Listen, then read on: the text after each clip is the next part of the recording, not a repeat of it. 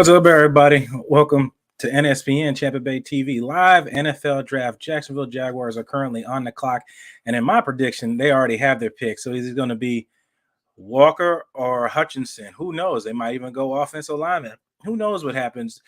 There's a whole lot that needs to be rectified out there in Jacksonville land. So we'll take people. If you guys want to jump on here and say your picks before them, we'll take guests on here. I'll put the links in the comment section if you guys want to jump on and put your 2 cents in. By all means, we'll have that. We'll have Ruth the Truth. We'll have other live guests here. See if we can get some of the draftees to come on here and talk as these picks are going on out here. Who knows today? Whoever knows with me. There's always something in the works that I got going on. So Jacksonville's on the clock. As they said, there's not a whole lot of action going on in the war room because I know the Jacksonville Jaguars have already gotten their pick ready and it's ready to go. So I don't think it's really a surprise that everybody that they're not really doing much in the draft room. They're ready to rock and roll. If you don't know who I am, Blake Anthony. This is Sports Talk 49 live and exclusively on Champa Bay TV, based out of here at the Tampa Bay, Florida area. I'm Blake Anthony. I figure everybody else would dress nice for the draft, so I figured why not? I'll go myself out right here. Go hard or go home, right? Jacksonville Jaguars pick is in, and we're currently waiting to see who that selection will be. When it comes up, is it who you expected? Is it who you not expected? Who knows? We'll find out. Trying to get my board set up over here to see what prospects we got left, to see what's going on in the draft. Give me a second here. Obviously, I can't show the draft on here for copyright reasons. I can't have the audio. So, yeah, we got to do what we got to do right here because I do have the draft up live in the background, but I am unable to play that for you because of copyright issue. So now we're waiting on the picks to come up. Let me see what's going on. Trying to play the audio to see who's coming up currently in the picks right now. The pick isn't. Well, the pick has been in. It's the shocker. It's not surprised that everybody knows that Jacksonville already has their pick ready. Hell, they've had plenty of enough time to figure out who they want. If they want to trade out that spot, if they want to, who do you guys think the pick's going to be? And they might surprise us and go defensive lineman out of Georgia instead of going Michigan. We'll figure out what's going on.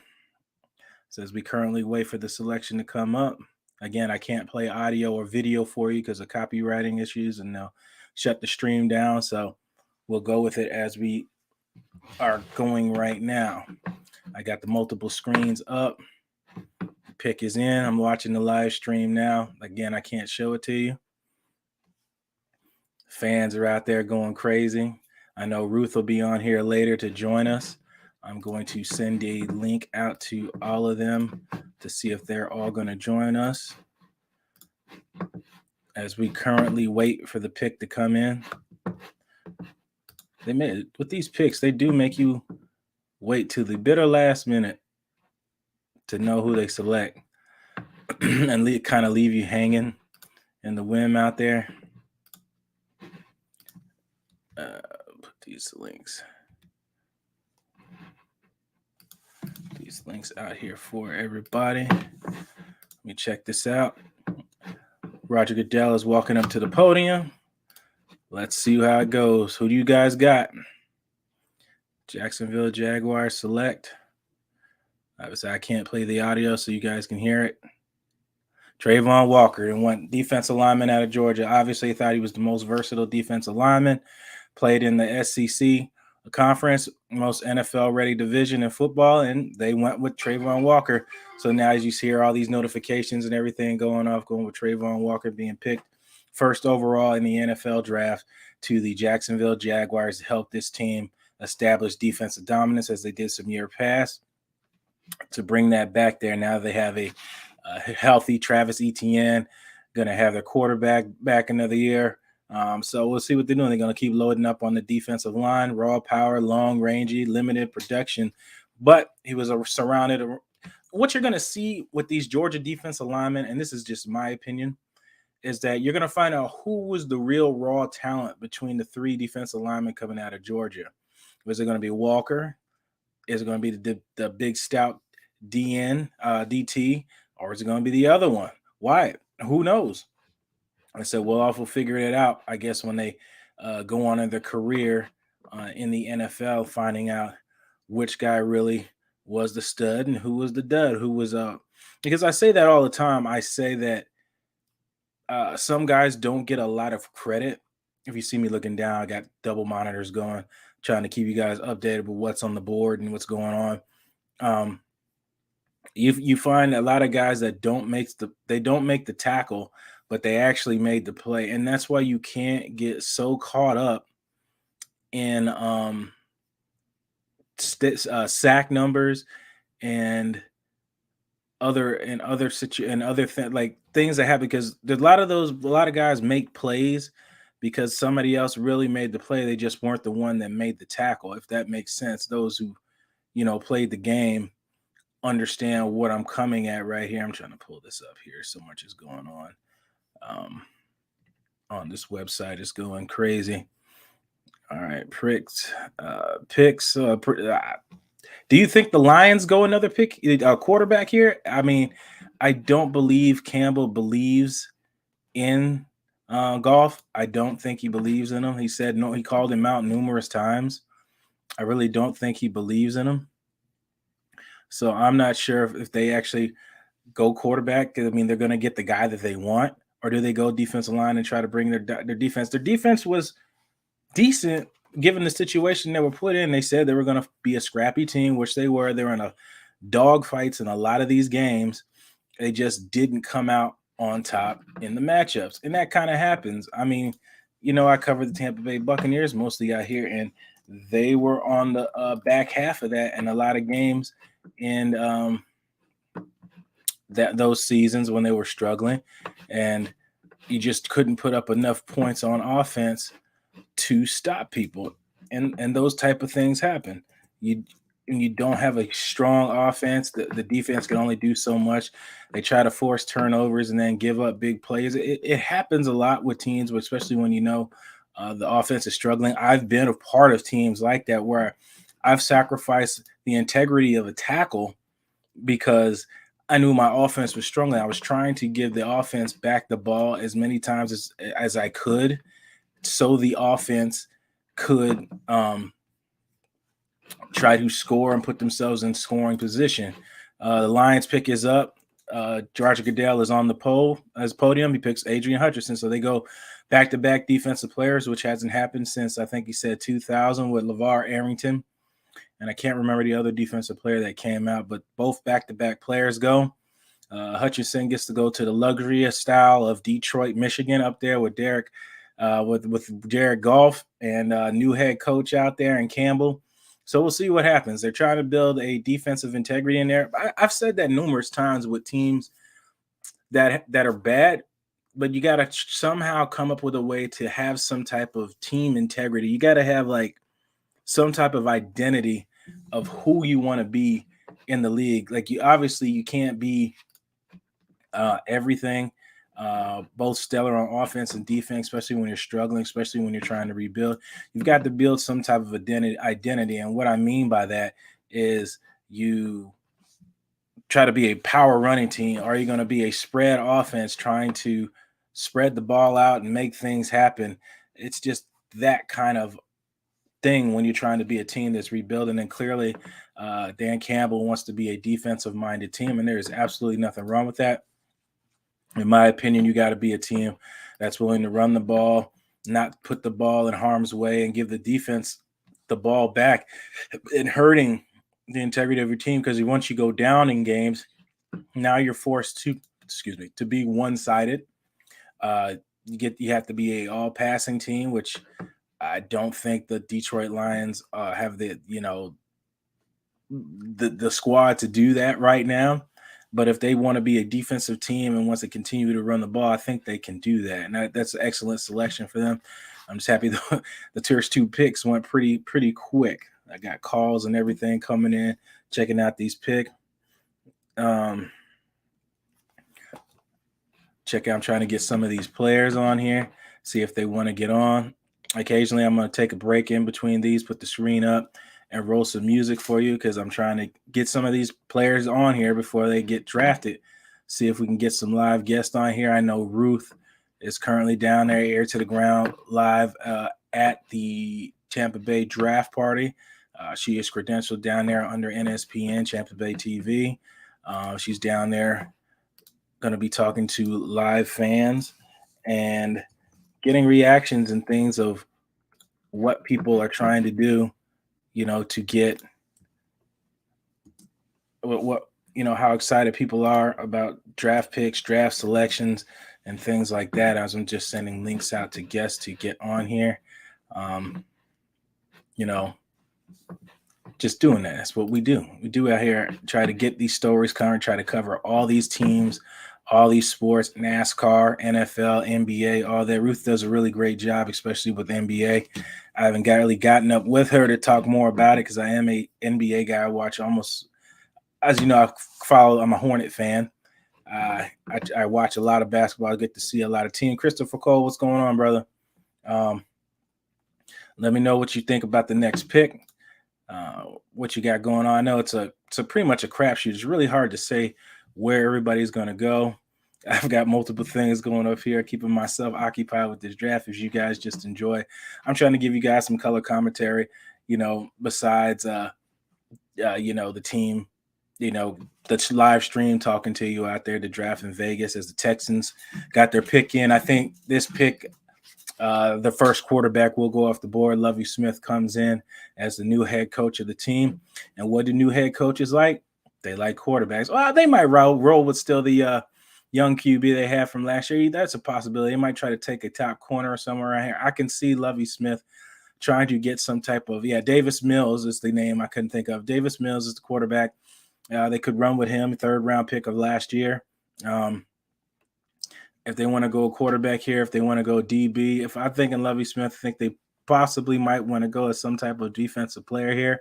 I really don't think they have any stellars in the defensive backfield back there. If Lovie decides to run that Tampa 2 type defense that he's known for running for many years and had many success with that team, but he's going to have a hell of a time trying to build this team to have some type of identity. He's helped build Illinois. That team was in the toilet. Illinois has now brought in a couple players coming into the draft and has somewhat been rebuilt since he's been there. If you don't believe what I'm saying, Tampa Bay Buccaneers have a product of Lovie Smith and Keyshawn Vaughn, who was recruited by Lovie Smith, went upgrade to a more competitive division in the SEC in Vanderbilt, and is now playing in Tampa Bay and has shined every time he's got a chance to play. Granted, he needs more time, but those are guys that you don't hear stories about that Lovie Smith has had his hand on. He's a good coach in this league. It's hard to project that when you have to amount from a team that's been in the doldrums for a while. Because you don't kind of get to hear those backstories of how one guy built the team, but the other guy gets all the success in it. The pick is in with the Houston Texans. We're just currently waiting for him to go up to the stand to put this pick in. Again, I cannot play. Didn't I just call that? I just said Derek Stingley Jr. I just predicted that. Derek Stingley Jr. I said it'll probably be a cornerback. They do not have a corner to work this team as they do not have a top selection in this draft. So 3 defensive players went the top 3 picks.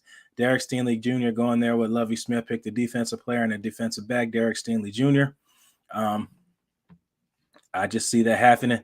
Derek Stingley Jr. does not look happy about this pick. They are not jumping around excited and everything because he's going out there to Houston, and he's going to have to be the stellar on that defense to help rebuild this team out there.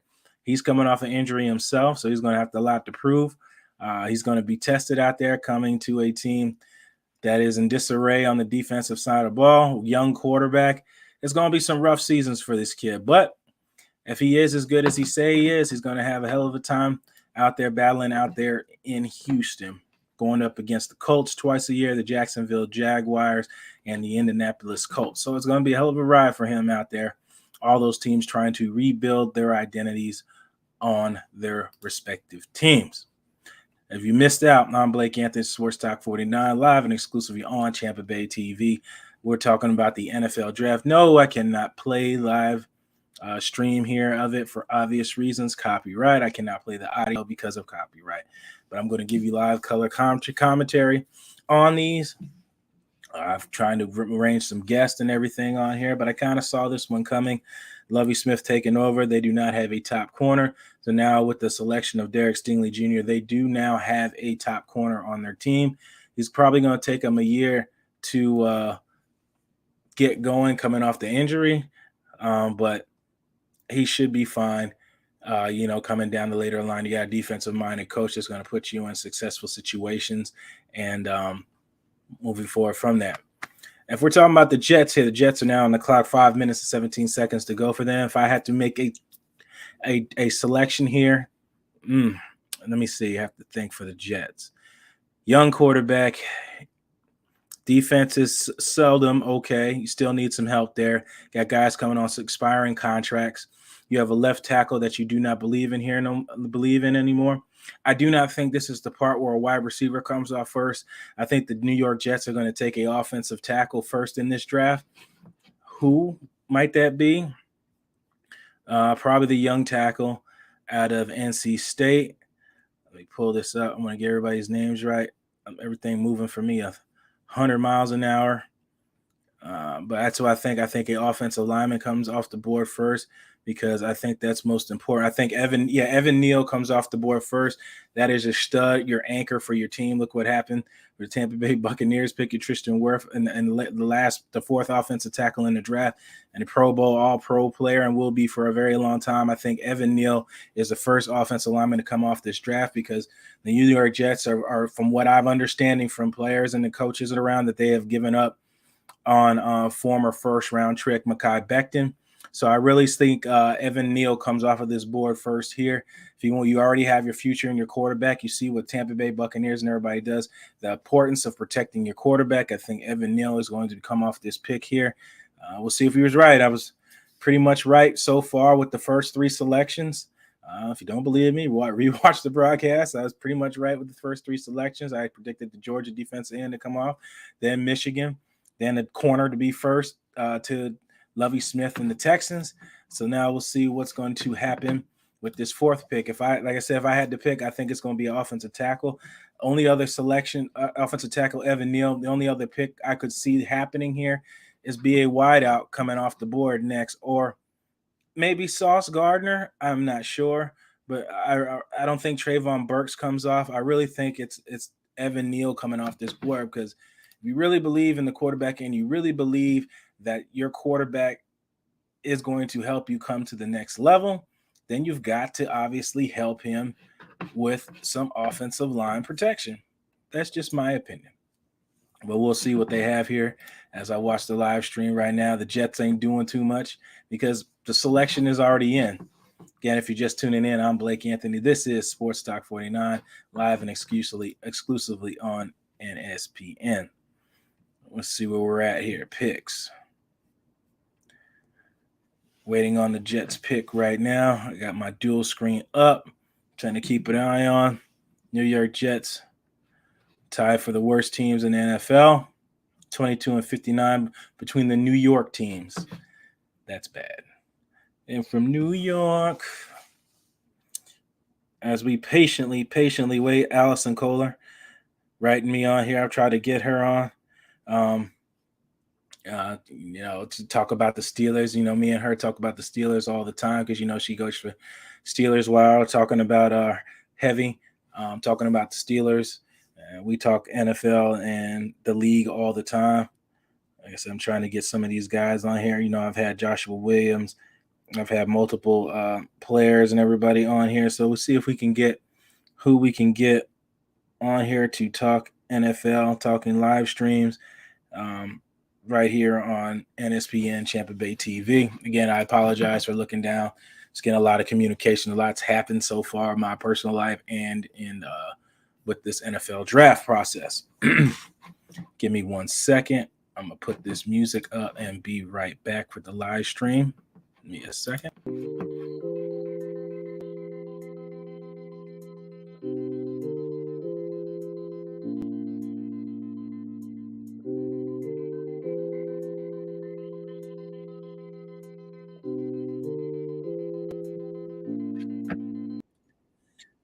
we are back. Told you I'd be back. Just get you a little live music here going. See if we can get some guests on here to talk about that. Thank you. Live streaming NFL draft right here. Kind of like James, the main man, lynching, talking about UFC, MMA, talking about all of that. If you guys want to jump in, chime in, let me know. Put in the comment section who you think is next on the pick. As I said before, I think it's a tackle uh, or a cornerback. If I had to guess, I'd have to say maybe a corner, Sauce Gardner. And the pick is up. New York Jets select Ahmad Garner, Sauce Garner out of Cincinnati. Big day for Cincinnati Bearcats, taking that program to another level. They're going to have multiple guys coming in this draft and multiple guys you probably didn't hear about that's coming part of that defense. As I said, you'll see which guys were the studs for that team and which guys benefited from those studs on the team that didn't get the credit that they should have gotten. Because although you may not have made the tackle or interception, but you could have made the play. Those are things to talk about with this league and things like that. So we'll see. Sauce Gardner, big DB out of Cincinnati Bearcats. So excited he's going the wrong way. And now he's coming down, a brisk jog coming down. So you've seen back-to-back corners come off this board. Stingley Jr. and now Sauce Gardner, back-to-back picks, one going to the Texans and now one going to the New York State of the New York Jets. Who is next on the clock? The Carolina Panthers. Here it goes. Probably your first quarterback comes off the board here.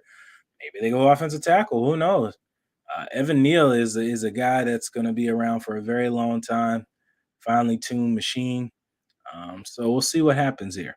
You got Baldy up here talking about prospects and things like that. So it's going to be really interesting to see what happens for this draft. As I'm trying to send these invites out to people here. I apologize. Like I said, I can get multiple messages in regarding to this draft. Yeah, she's talking about Allison's a trip. Yeah, talking draft, Allison. If you see the live stream.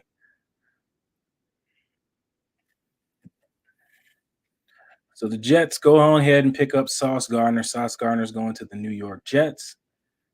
Looking to see Ruth the Truth, see if she can get on here. I know she's live out there. I know it's going buck wild out there at Raymond James Stadium with the draft process. The NFL draft has made this thing now. With the first round, they made it like a highlight round and stuff like that with these guys being top picks. But to me, my favorite part of the draft is the second and beyond. Because although you might find your stars in the first round, but you really build your team in these later rounds in any NFL draft. That's in my opinion. Not sure what you guys think about it. That's just my opinion. What are we going on? Christopher Cole, give you a shout out there, brother. Always around talking football, anything, life stuff, whatever it is. Sauce Gardner going off. So now who are we moving on to now in this draft? Let me pull this board back up. Check out who the next pick is. Back-to-back New York. It's the New York Giants. Now you can go multiple places with this one. Much has been said about Condavious Tooney. I thought he should have went with Urban Meyer. Urban Meyer really wanted him, but Urban didn't pick him at that pick. He's a very versatile wide receiver. If used correctly, he could make some plays. Giants could stellar up their offensive line and go with Evan Neal or Icky out of NC State. Sauce Gardner is currently off the board. Giants could keep bolstering their defense and go Kayvon out of Oregon, an edge rusher. Many options to go with right now. Could add another passing arsenal to the young QB, whose name currently slips my mind. They could go with Trayvon Burks. You can go Garrett Wilson, who's been a favorite right now. Jermaine Johnson. There's tons of selections that they could go with currently at this time. But Who knows? Let's all wait and see with what players fall, where it goes, how it goes, and things like that. But now, right now, with the fifth selection, the New York Football Giants have the pick coming up. I would love to hear what one of my guests I had on here used to play for the New York Giants back in the day. Um, he's always talking about the Giants and the NFL and stuff around the league. So it's going to be interesting to see where these picks fall because all it takes is one shakeup and you're not really knowing what's going on with the rest of the draft. Um, so we'll see. This is the fun part. You can see two corners go back to back in this draft. Um, as far as no offensive players have been taken hence thus far. Giants pick is currently in. Let me get back to my other screen so I can see correctly when his pick has come in. So yeah, Natty offensive player has been taken hence far. Defensive lineman was first, defensive lineman was second, corner was third, and another corner was fourth. Where did the Giants go with this pick? Um, we'll see. We'll see what the Giants go with this pick right here. The pick is in. What do you guys got? I'm torn between this pick. Maybe they go running back. No, it's too early to go running back. Maybe they go, like I said, offensive lineman. Maybe they go edge rusher. It's really hard to say. It's so hard to say, but as they come up to the podium now to make their selection, let's see what happens. So again, if I figured I had to dress festive for the event because it's the NFL draft and everybody else is dressed up. So why not me? Why not me? I might as well join the club. As we wait for the Giants pick to come in, um, they could try to get the crowd hype out there in Vegas. Goodell's kind of looking at him, wish he would stop. I know I'd be doing the same exact thing. So let's see what happens here. Giants with the pick on the clock. This kid is going nuts out here. Not much to be excited about in New York town. So you got to get excited about something. Tampa Bay Buccaneers have been like that too. You get excited about the draft and things like that because your season technically hasn't been that great. Tom Brady comes in and now you're talking. As I predicted, they went defense. They went KV on. I expect the New York Giants to go defense to keep loading up that stellar D and keep working with their offense. So, Oregon player, KV on. I'm not even going to try to pronounce his last name. Out of Oregon, edge rusher, is now a New York football giant. What do you guys think about the pick? Drop your comments in the comments section. Interested to hear what you guys think. Uh, I'm in my jam.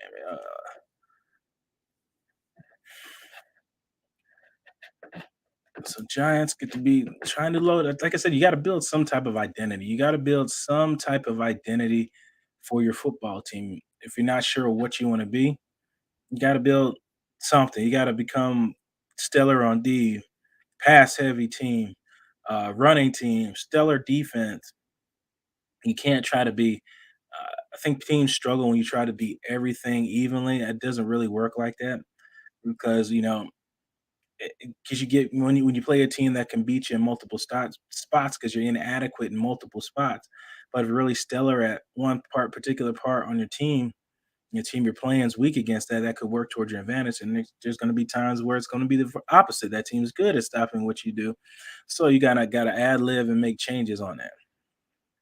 That's just football, and that's where you have where good coaches come into play here.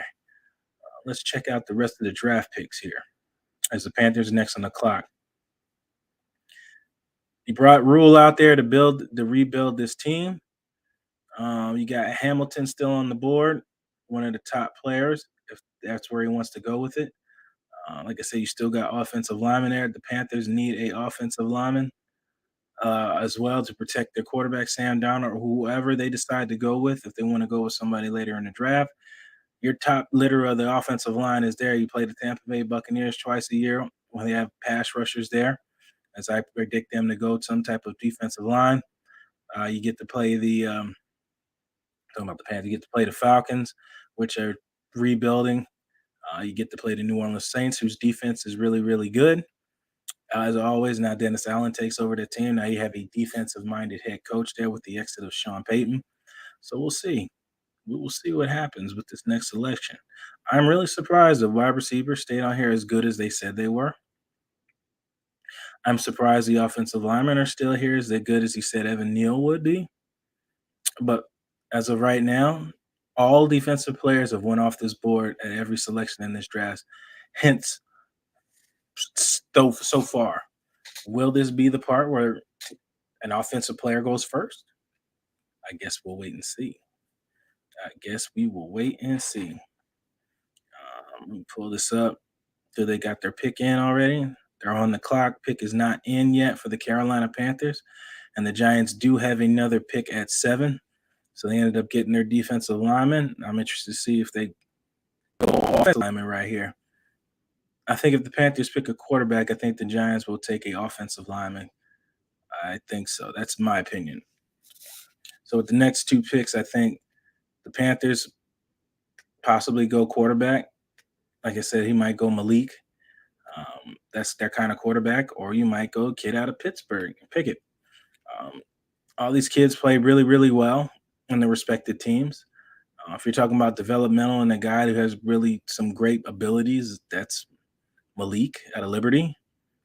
When you say Liberty, I think the young running back out of Green Bay that came out of Liberty, a small school, was Ahman Green. Played for the Green Bay Packers for many years. When you say that school name, it's the first thing that comes out. And it was kind of like a big deal with that running back coming out, putting up that kind of production out of that small school. It was kind of a shocker to the league that all that happened, that you could pick up these guys out of small schools and get production. Hence, it started happening more and more and more. So guys got to kind of, think about it now that there's talent all over, not just in the Division One arena, realm, or whatever you want to say. I'm going to take a quick break, put a commercial break real quick with one of our heavy sponsors and partners of this team. For us at Champa Bay TV is Chef to You. Make sure to check out Chef to You on all your local apps, iPhone, Android, and check it out.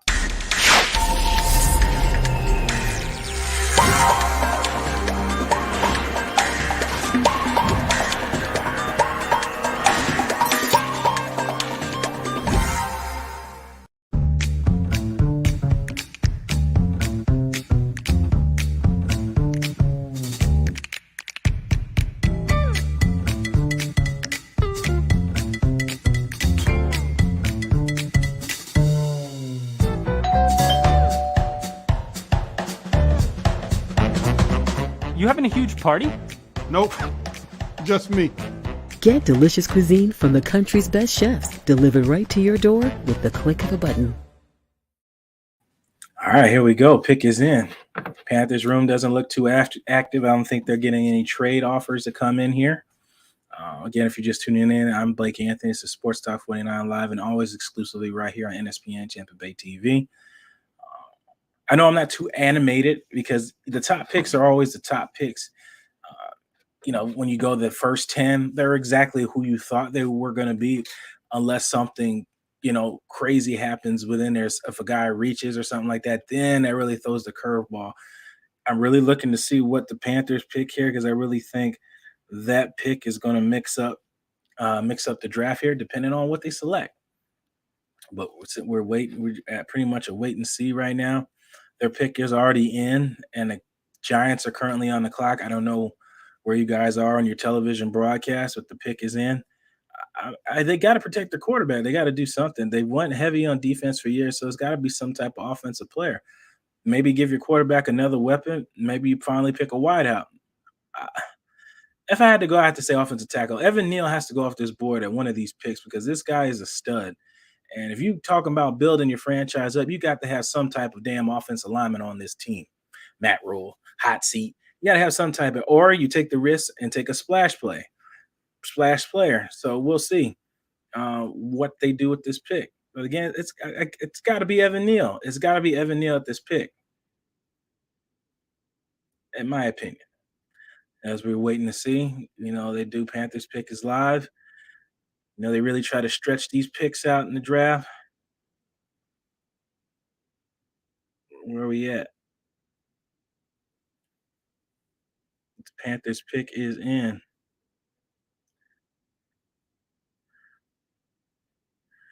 Oh, we wait. They love to stretch this out here. Trayvon Walker going number 1 overall. So we thought would be one of those two guys, stellar player. Made a lot of great plays for Kirby Smart, former Alabama coach. Came out here and made some great plays and won a national title for Georgia. So, that's the kind of thing you want to go out on. You want to go out on a championship because it kind of helps you draft prediction and kind of helps you out where you're at in the draft. As we say, we try to get guests on here. World, everybody's out watching the draft. Agents are talking to their players, trying to see where everything's going. So this is the fun part out here. So they did. If it's not, they went offensive lineman, so they went Icky. They went Icky out of NC State. They kept him local. I'm not mad at that decision at all. They kept their offensive lineman local. They went with Icky first. Icky is now a right tackle for the Carolina Panthers. So they kept NC player in North Carolina, so he doesn't have far to travel, as that is a state that I grew up in. I know a lot about. So Icky Ekwonu is now a Carolina Panther and will face off against your Tampa Bay Buccaneers twice a season. So we'll see where he goes. See how his counterpart goes, his right guard member. See if where he goes at in the draft. They even have their center. They got everybody in this draft coming out of here. He's not draft partners. Boston College colors are almost the same. Too many players to look at. And the New York Football Giants are back up. Maybe they go wide receiver here, as Icky is the first offensive player to come off the board. Excuse me. He is the first player to come off the board for the draft. So it's been all defensive players up to this point. Checking out these comments. Yes, sir. Tom, Icky's a Carolina Panther. Yes, he is. Ruth the Truth. She just got my pass. So Ruth is down there in the trenches down there at draft time. She got in there plenty of time. Tampa Bay Buccaneers do not pick to the 27th pick. Reading some of these comments on here. Sorry for the advice. I had traded. Okay.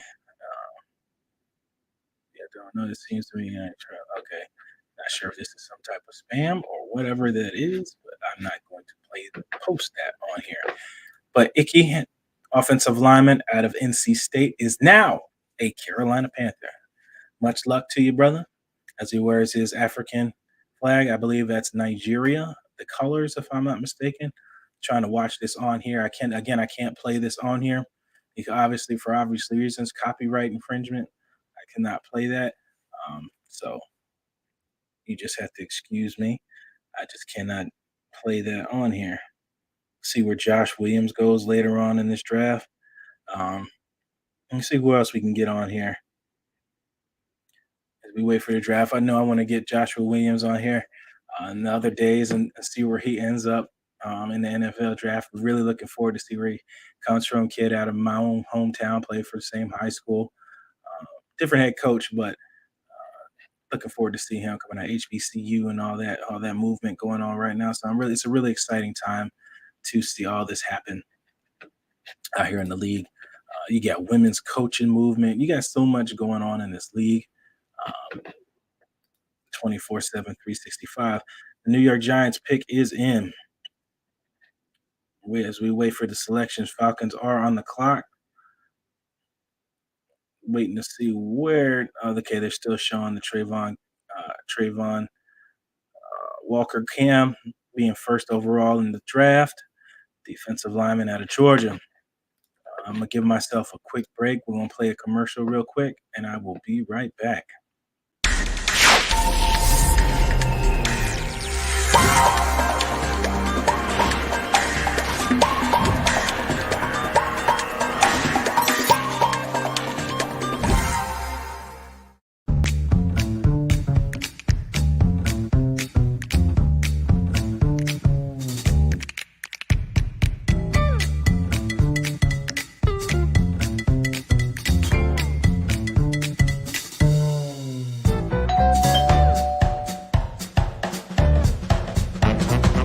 You having a huge party? Nope, just me. Get delicious cuisine from the country's best chefs delivered right to your door with the click of a button. And we're back. It's a quick break. It's going to be a lot of talking. So we got to kind of keep talking here. Phantom, join us. NFL stream. Okay, he's trying to stream live on the stream. Hey, I'm not going to play any volume or any audio with the draft for obvious reasons. Copyright, it will flag you. Cannot play that on here. So that's why I'm trying to give you live color commentary. Waiting for that shocker pick to happen in this draft. Just patiently waiting to see what happens with these picks coming up. Good. The New York Giants are back on the clock. They had plenty of time to think about it. They only had to wait one pick. So it shouldn't be a long to wait. And if I had to guess, it'd have to be an offensive lineman finally. Yep. I think it'd be Evan Neal probably.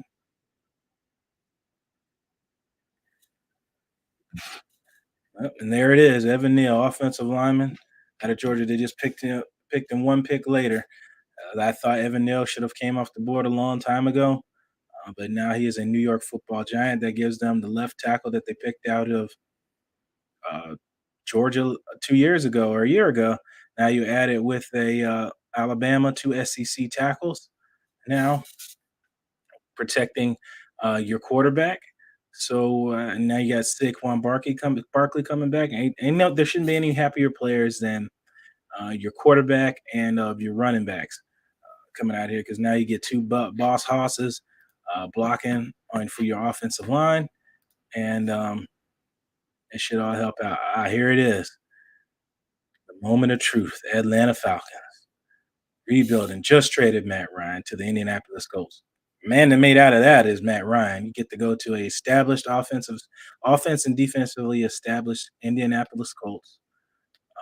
It's not a rebuild period. You're going to a team that's ready to rock and roll. They just need a more consistency at the quarterback position, and sending their quarterback, the first commander, to the Washington Commanders, and Carson Wentz.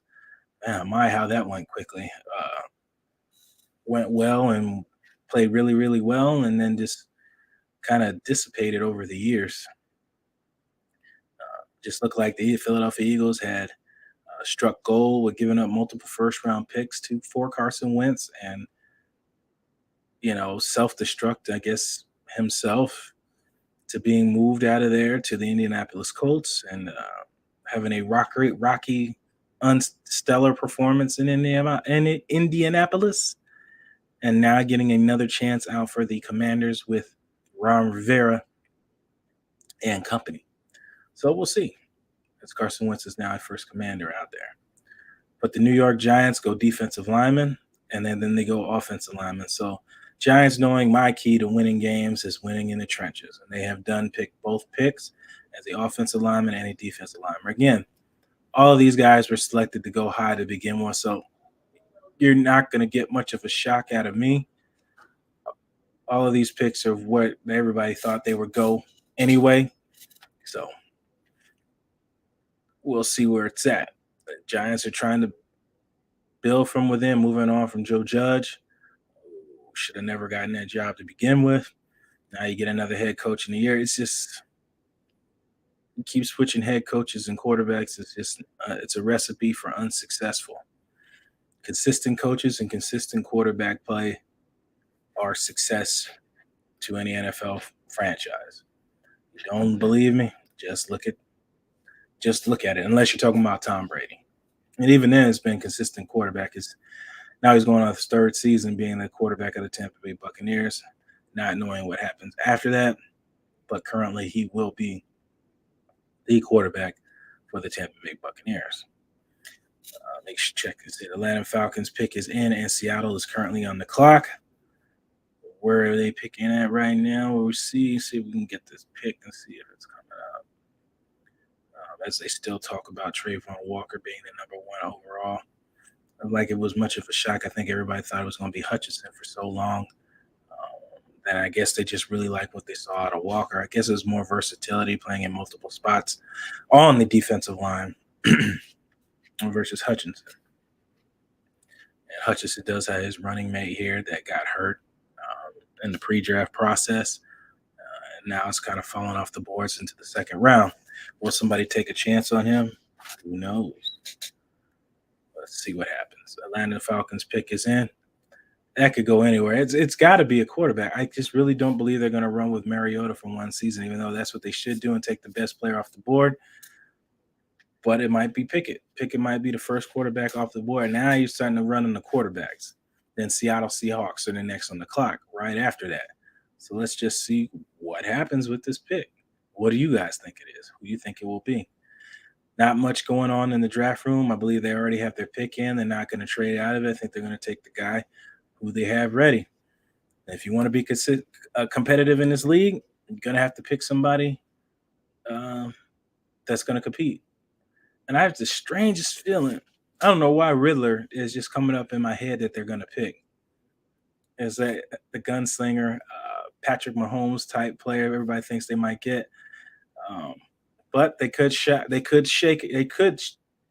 change everything and pick something else, like a wide receiver, replacing Julio Jones. That franchise loves big wide receivers, and that could be something they go at.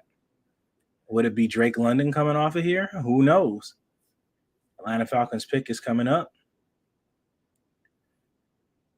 And they select.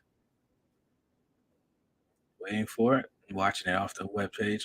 Drake London, wide receiver out of USC, is now in Hotlanta with the Atlanta Falcons. It's going to be interesting seeing these two guys, Mike Evans and Drake London, talk to each other, pre and post game. I'm sure he's going to get asked 1,001 questions about being compared to Mike Evans. And I hope his answers are he's trying to build his own identity, which I'm sure they are going to be. Because at some point as a player, it gets really annoying to hear being compared to other players, like you don't have your own forte of what you want to do, with your career and things like that. You're not just looking at being like somebody else. You want to build your own name. Seattle Seahawks are coming up. All the quarterbacks are still on the board. So you had nothing but straight defensive players. Then you went to two offensive linemen, and then you went wide out. So you went to a skill position much later. Well, 2 skill position, corner and wide receiver. So it's going that's the curveball pick you're waiting for. So now Drake London comes off the board. So now a team strapped for a wide receiver. Who they're going to pick? Seattle Seahawks definitely need some type of quarterback to build in the future.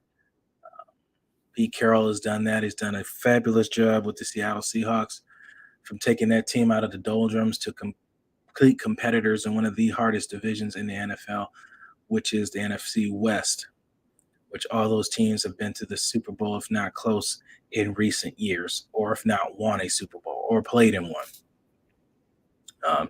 Hence the Rams just won one. 49ers were in 2. Seattle was in multiple. Arizona's now coming, upcoming. Not sure what's going to happen with the Kyler Murray situation, but we'll see. They could trade Kyler Murray to the Seattle Seahawks for this pick. Seattle gets their quarterback. They move on, and Arizona picks their next quarterback. It would work out for Arizona because they wouldn't have to pay him. They would still keep a quarterback on a rookie contract and wouldn't have to pay the boatload of money. Still have your wideouts out there. You still have your whole team intact. Makes sense to me. We'll see what happens with this pick. As Seattle also has, I think, almost back-to-back picks in the second round, 40 and 41st, if I'm not mistaken. But here we are right now. Seattle Seahawks are currently on the clock. Atlanta Falcons select Drake London. Physical, wild catches, Mike Williams. They went with Mike Williams. Okay, 6'3". I'm thinking he was taller. So, Mike Evans is 6'5", 6'6". Mike Williams, I wouldn't want to really compare him to Mike Williams because Mike Williams has a lot of injury problems. Didn't have a whole lot of that at Clemson when he came out, but he's just had the injury bug since he's been in the league out there with Herbert and gang out there in Charger country, down in Los Angeles. Well, here we are. The pick is not in. They're still on the clock, and this is Seattle's pick via Denver, and the New York Jets have the pick right after that, and a trade with the Jets. If I'm reading this correctly, Seattle's needs. If Pete Carroll wants to go, I didn't think about that. They could go Kyle Hamilton, safety, if you really want to bring that big hitter back. In your secondary leader, which that is very important to Pete Carroll on his defense. You go Trent Duffy, corner out of Washington. But their top needs are quarterback, offensive line, and corner, some type of defensive back. There are more pressing needs than the room to include here, including replacing Bobby Wagner at middle line, but no more important than finding a quarterback who can eventually, if not immediately, beat out Drew Lock for the starting job. And Drew Lock was a guy who's seen to maybe move Denver in the right direction, was friends, I believe, with John Elway's son. It didn't work out. Sometimes one path is not the one. It's the next path that gets you on where you're going. But it's a lot to talk about with Seattle Seahawks handing Russell Wilson, who was a third-round draft pick, a guy that a lot of analysts and professionals didn't think he would be nothing more than a career backup. Lo and behold, he was the first Patrick Mahomes before Patrick Mahomes came around, with the back-to-back Super Bowls, winning one, then losing one. Just granted, he didn't get blown out in his second Super Bowl loss, nor he was called the GOAT, in his time either.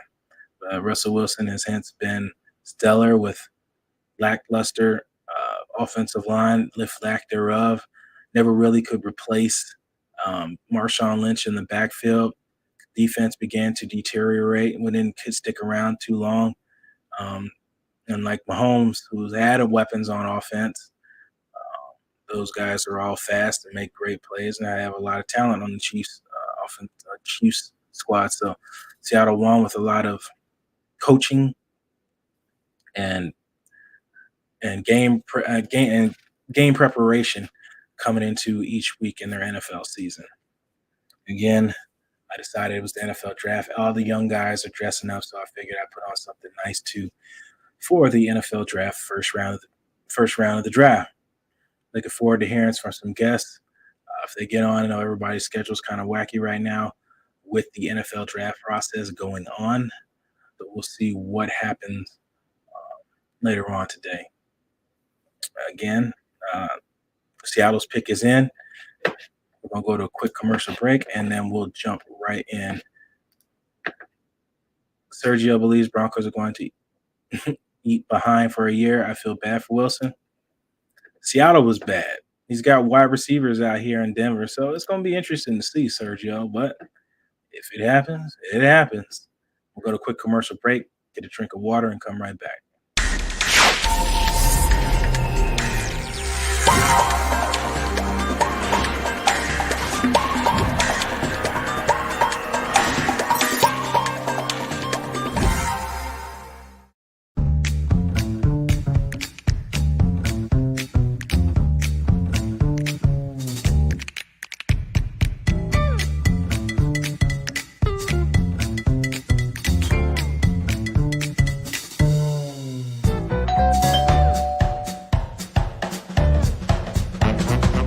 You having a huge party? Nope, just me. Get delicious cuisine from the country's best chefs delivered right to your door with the click of a button. And we're back. As I said, I would take a quick break. Let's see where we're at. Still, pick is in, waiting for these commercial breaks. League trying to stretch these ratings out as long as they can as they're getting live out there in Las Vegas, having a great time. Vegas got to miss out on their first year opening a brand new stadium due to COVID-19, but we'll see what happens. But Seattle has a lot of needs. They got to protect their quarterback. They're going to have to go some type of offensive lineman eventually, something they did not do. Will Seattle make the jump pick and pick offensive lineman somewhere or some type of player? The two guys off the board, the only other offensive lineman I think they could pick is Charles Cross out of Mississippi State, if that's who they go with. And apparently that's who they went with. They went offensive lineman, Mississippi State, Charles Cross out of Mississippi State. So there they went, offensive lineman. They plan on building and rebuilding their offensive line, rebuilding the run game. I mean, they need to get back to that. They need to get back to what they were used to doing for so long, and that's running the ball, running RPO, doing all that type of stuff, helping keeping the quarterback out of compromising positions. They need to get back to that. But there is your crazy pick that you didn't think it was going to happen. Instead of the quarterback, all the quarterbacks are sitting there, so it's not going to happen with this 10th pick unless somebody jumps up and wants to take a quarterback in front of the Washington Commanders. Even the Vikings could take a quarterback here and move on from Kirk Cousins and save them some salary cap space. Houston Texans coming up. There's a lot of offensive players that could come up. Ravens for sure are going to take a wideout. They have to give Lamar Jackson some type of offensive weapons, but no wide receiver really wants to play there because you're not going to get the production. Hollywood Brown, he'll never live up to the potential he needs to live up because you have a quarterback who's not truly accurate, does not live on reads.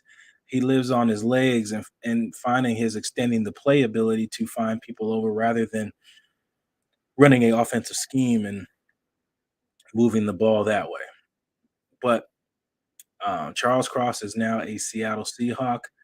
Will fly out there to the West Coast and play with what it is now, Drew Lock and the new offense of the Seattle Seahawks. So let's move on to what the next team is the New York Jets, as they selected earlier. If they're going to, their top needs would be defensive lineman, wide receiver, cornerback. If they're going to take a step out of the NFC East cellar, the Jets need to more use off the edge and wide receiver position. Well, with him coming off, Drake London coming off the board. So will they go with the young wide receiver out of Ohio State? Do they want to go size? Do you want to go pure route runner? I mean, I think that would have to be the pick here. All your offensive linemen are pretty much off the board. Jets want DB with their first pick.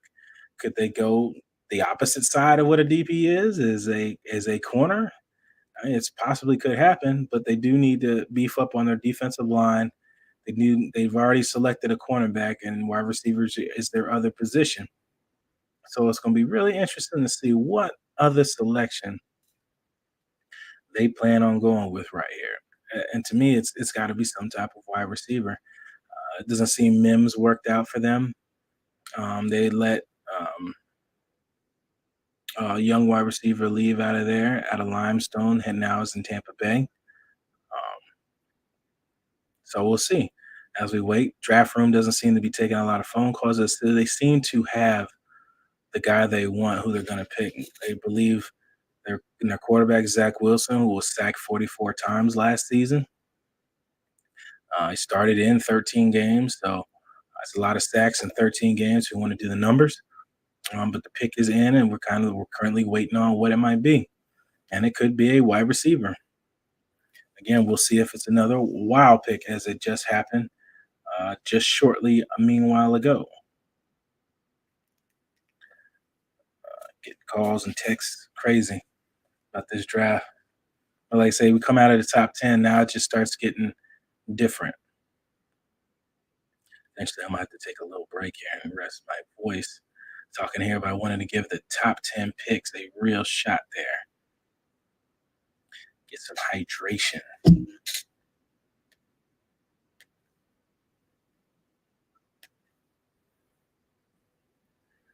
do the first 10 picks and come back and talk about this as the picks coming in. Like I said, with the draft, they try to stretch it out as much as they can with the ratings and all that stuff. So let's just see. Washington is currently on the clock, so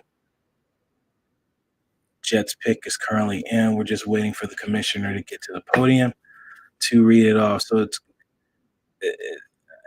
they could go Kyle Hamilton here. They could go double defensive back, but I really believe it's going to be a wide receiver. I believe it might be Garrett Wilson. That's who I believe they're going to pick in this draft. We'll see what happens. As we're waiting for Roger Goodell to currently come up and make his we'll read off on the board.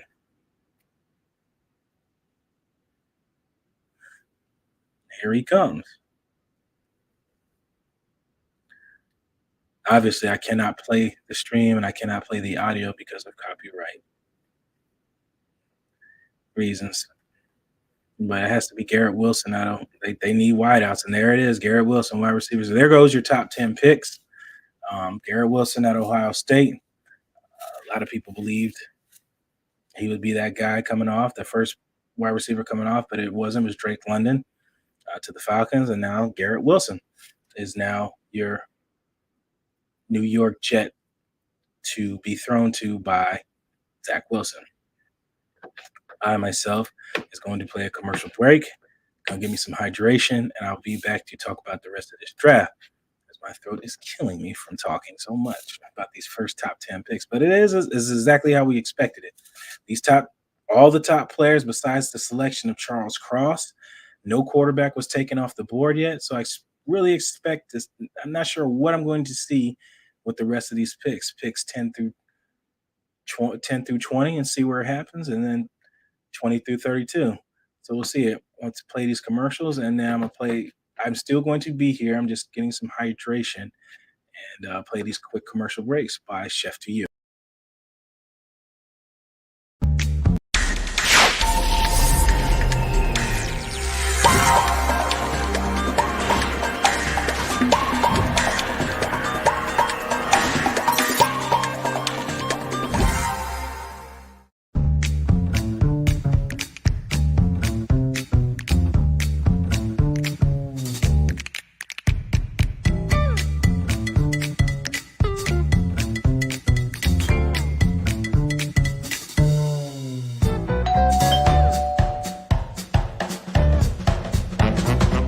You having a huge party? Nope, just me. Get delicious cuisine from the country's best chefs delivered right to your door with the click of a button.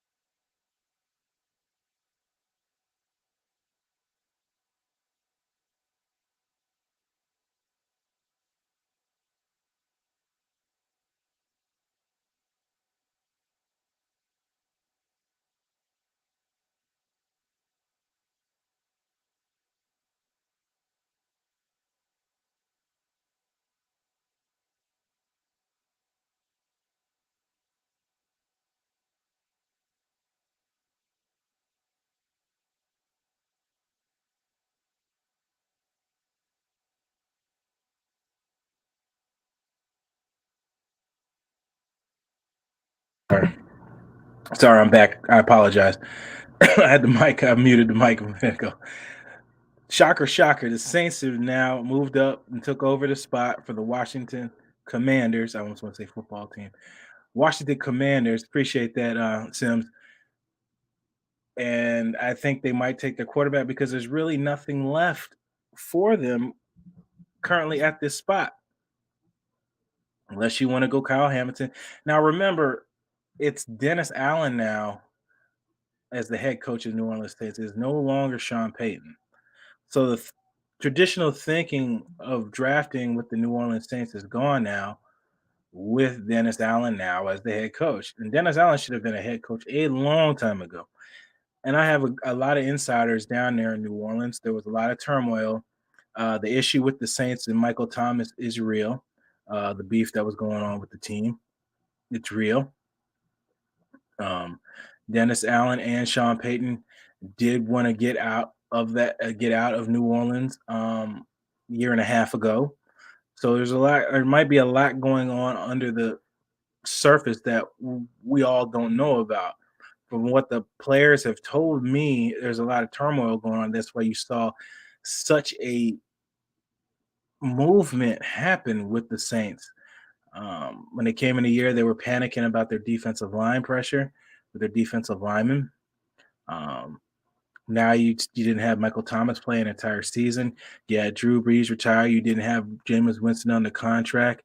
Now you got Jameis for 2 more years. You still have Michael Thomas coming back if that's something the Saints want to do.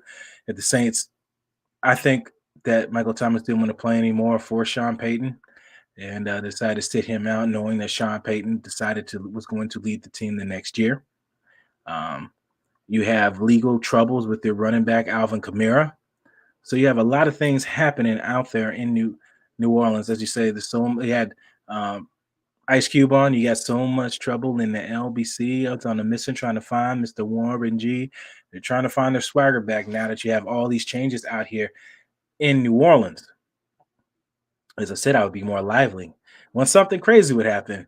And sure enough, it happened. I was just waiting. The first 10 picks is just methodical. Yeah, blah, blah, blah. They're going to make those picks. The top 10 picks, you know is going to happen. The part that was shocker to me, that no quarterback went off at the first 10 picks. That's something that's shockingly surprising. Like, again, if you're wondering about my attire, I just thought I would spruce things up for the NFL draft. All these guys wearing all these nice outfits and all that, coming out there, Blasey bling and all that. I don't wear big chains and all that. I wear a little zodiac sign ring, and I wear a Lord of the Rings chain that I usually wear with a gold ring on there that has the writing from Lord of the Rings on there. So you don't get a whole lot of bling out of me. I kind of got out of that at the beginning of high school, going into the end of middle school stuff with big jewelry and chains and thinking about all that stuff, the fancy blings and all that. But these guys are youngsters. They'll find their way. Hopefully they don't blow all their money on stuff, on crazy things. I've had Ron Butler and Agency One Sports Group and some of the agents out there talk about the things that players spend their money on. The craziest one was $50,000 or something on fake jewelry. I guess appearance means everything. As we currently wait for the New Orleans Saints pick to come up, who that nation? They lost Malcolm Jenkins. They lost Trevor Simeon. They lost defensive lineman and went out there to Cincinnati, who played for the Bengals Super Bowl run team. I'm really toss up. It's the only thing you can really pick here that you're going to get cream of the crop at is a quarterback. So let's see what they go with as we wait here. It has to be some type of quarterback. And that means Jameis Winston's time is short. They don't believe in Jameis Winston, even though they got him for 2 years. It's not a big contract. You can move on from him without taking, a huge hit in salary cap. Well, we'll see what happens here as we wait for the pick to come in. Here we go as we wait, stretch it out. You know how they do, try to get all these ratings in. Waiting for the pick. New Orleans, who are they going to select? Yep, they pick a wide receiver, Ohio State. Chris Olave. I get Olave or Olave. I mean, so they went with Ohio State. They kind of figured they wanted their wide receiver. So it's still a possibility that Mike Thomas will not be on this team in the future. But Jameis Winston can breathe easy. He doesn't have to have a quarterback breathing over his shoulder for 2 seasons if they decide to keep him. But currently, your New Orleans Saints have selected wide receiver out of Ohio State, Chris Olave, or however you pronounce it, out of Ohio State. So the rivalry continues out there in New Orleans, and Carlton Davis is going to have a new wide receiver to play against. Jamel Dean is going to have a new wide receiver to play against. So it's going to be interesting out here in the NFL draft. I am getting notifications out the woodwork. Commanders move back, trade out of 11 with the Saints.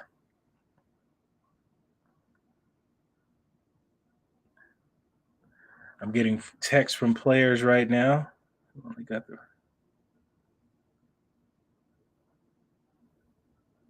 That's my phone is going dead. I need to charge this thing up. I got players from the Cincinnati Bengals currently talking to me right now. I'll be right back. Hold on.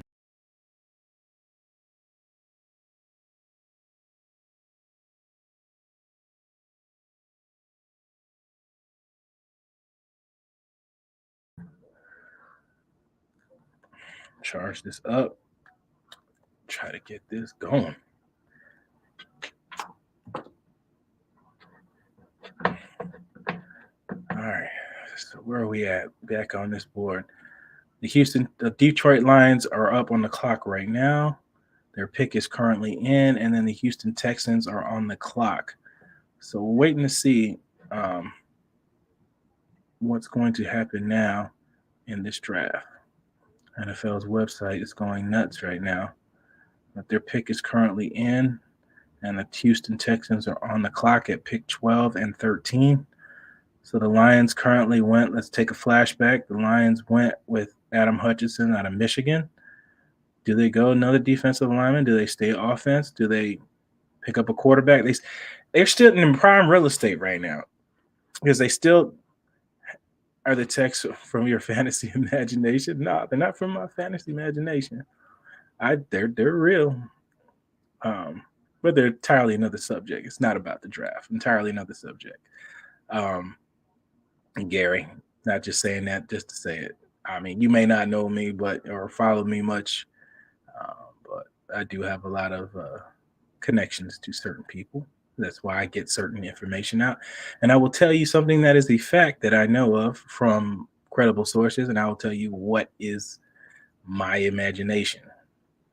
I have no problem being transparent or trying to be something more than I am. That's just not who I am. But I'll play along. So where we at? Detroit Lions picking right now. They could pick a quarterback. Saints moved up and pick a wideout, which means they either still believe in Michael Thomas or they plan on moving on, because the beef from inside the Saints locker room is that there is real turmoil happening with New Orleans. Granted, they kept it really, really quiet, and you didn't hear much about it. From what was told to me, it is very real. The turmoil that happened. That's why all those moves happen from one thing to another. So we'll see what happens with New Orleans. Draft is early. We're only at pick 12, which is currently in. You're waiting for TV to do their thing with commercials and everything. And now you've had another trade. It's pick 12. The lines are up, Christian. Pick 12, lines are up. Philadelphia has now traded to the 13th spot, which the Houston Texans are traded out of that and moved back to 15. The Lions pick is currently coming in right now as we speak. And the Lions will select. We're waiting on it. Like I said, what's what happens with these drafts and TV timeouts and all this stuff with promotions. They make you wait so long, but the pick has been in for the past 5 minutes, and the Eagles have been on the clock. Well, Houston was on the clock. Houston has moved back with the Philadelphia Eagles, and the Eagles have moved up to the 13th pick. But right now, you're waiting on the Detroit Lions pick. I mean, do they go quarterback here? I mean, at some point, I don't really think Dan Campbell believes. I'm wrong. They go Jamison Williams out of Alabama. So your Detroit Lions have selected a wide receiver in Jamison Williams out of Alabama. Coming off injury, should be ready to rock and roll coming into the season. But they have started. The offensive players have starting to roll off the board. That is 4 wide receivers so far, going back-to-back wide receivers. One, Ohio State Chris Olave, and then Jamison Williams now to the Detroit Lions. And now your Philadelphia Eagles are currently now on the clock at 13. How did Philly get to that spot? They have traded up with the Houston Texans. The Texans now pick at 15, and at 14 you have the Baltimore Ravens. Philadelphia's needs are defensive lineman, wide receiver, and cornerback. There's going to be a lot of changes happening with the Philadelphia Eagles at the end of this year. There's something I cannot reveal, and that is from the player himself that I cannot reveal. There's a lot that's happened with that team that I just cannot put out. That would strike national media, and I'm not going to do it. That's why I get information from people, because I'm not trying to profit off of other folks' misery. But these things will come out. But defensive lineman, wide receiver, cornerback, Philly could afford to take a look at an interior lineman, since they lost a young defensive lineman out of Tennessee, Derek. His name slips my mind right now. He's moved on.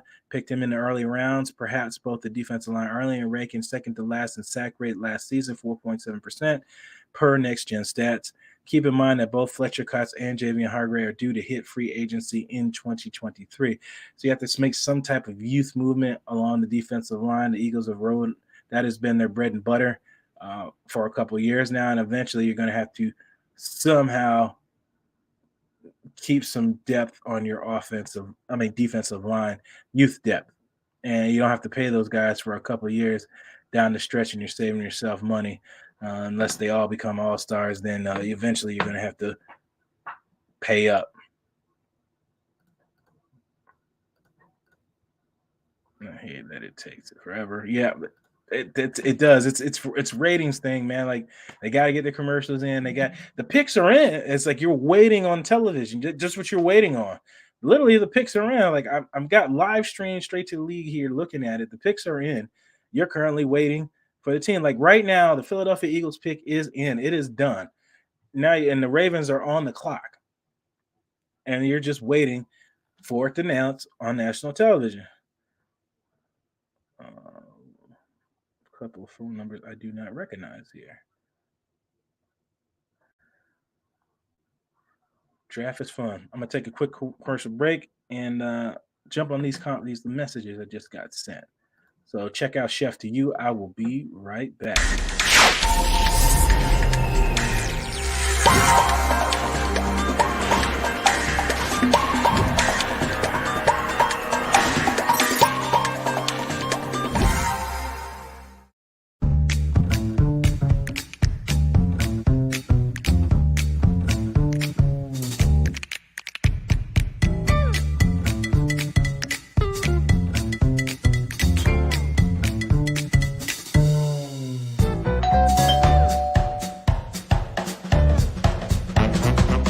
You having a huge party?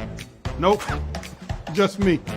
Get delicious cuisine from the country's best chefs delivered right to your door with the click of a button. And we're back. Ruth, the truth is trying to find a quiet place to come on and talk about it now. He's talking about his meal diet. Trying to find a quiet place, which I don't think she's going to find because that place is probably a madhouse, being how coming from Tampa Bay. Tampa Bay coming on, winning the Super Bowl, then coming so close last year and losing to the went on ahead Super Bowl Los Angeles Rams. Hold on, let me pull this up to make sure I'm seeing everything. Yeah, Philadelphia's pick is still in. You're waiting on television currently. Your Baltimore Ravens are currently on the clock. Who was that? Christian that said that they're on the clock right now. It's just you're waiting for the TV and commercials to be ran and all of that right now to be played. But the Eagles pick is in and it's ready to rock and roll. He said, I hope the Ravens pick Davis. I don't think so because they brought back the beast, the big beast defensive line, Calais Campbell, the gentle giant. He gets to come back now to the Baltimore Ravens. He feels like he has unfinished business. So the Ravens won't have to focus on picking a defensive lineman up early. All the wide receivers have currently went off the board. So where does that leave the Ravens? At some point, you're going to have to address that wide receiver position. At some point, overpaying for the Saints wide receiver that you got little to no production out of. It says their top needs are linebacker, corner, and offensive lineman. Edge rusher leads the needs list after Zadarius Smith ultimately backed out of verbal agreement on a contract with the Ravens this offseason, but there are also holes to fill at cornerback and on the offensive line. There's still some there's some offensive line. You pick the guy who you feel best fits your system, man. Like, I know everybody puts grades and they do put all this stuff on these draft picks and things like that, but pick guys that you know that fit your system. When you reach and try to do stuff because you think based off what somebody else says, unless it's the ground up and somebody that you for sure know about, I don't know if you do that. You pick guys that you feel comfortable with and you can live with that decision. But if they're gonna go defensive back, then you got to go Trent McDuffie out of Washington. And I'm talking about Baltimore. The pick is in for Philly. Philly is up on the bottom. Let me see the picks. Go back here to the picks. Pick has been in, so we're waiting to see. Detroit Lions shocked me with the wideout. New Orleans shocking me moving up to pick the wide receiver because, they ultimately did the right thing. They must have got some type of insider information because they knew the Detroit Lions were going to pick a wide receiver, so they jumped ahead of pick and took the wide receiver that they wanted, a guy that they felt comfortable with. So you want 3 wide receivers back to back to back. Wilson, Alave, and Williams all went back-to-back picks. And now the Eagles are on the clock. Well, they've been on the clock. And then you got the Baltimore Ravens up next. Here we go. We finally going to get the show on the road, making these poor fans wait. Look, it's so behind. This commercials and stuff are so behind that the Eagles pick is up. Pick is in. Baltimore Ravens pick is in. And now the Houston Texans are currently on the clock right now. But you have to show and play the Philadelphia Eagles pick. That's how far these guys are running these commercials and stuff because these picks are already in. They're just not presenting them yet. The cards are up there. Roger Goodell needs to get moving because these people really are waiting to see who they pick. Oh, Lord. Commercials. You got to do them. They pay the bills. People pay good money to have their ads played. I play Chef to you on here. If you are somebody out there watching that wants to sponsor a sports show or sports program, NSPN, Champa Bay TV, we're it. We got many connections all around. I myself have many connections to a lot of things. I've took a kind of hiatus for a little while, just needed some personal time.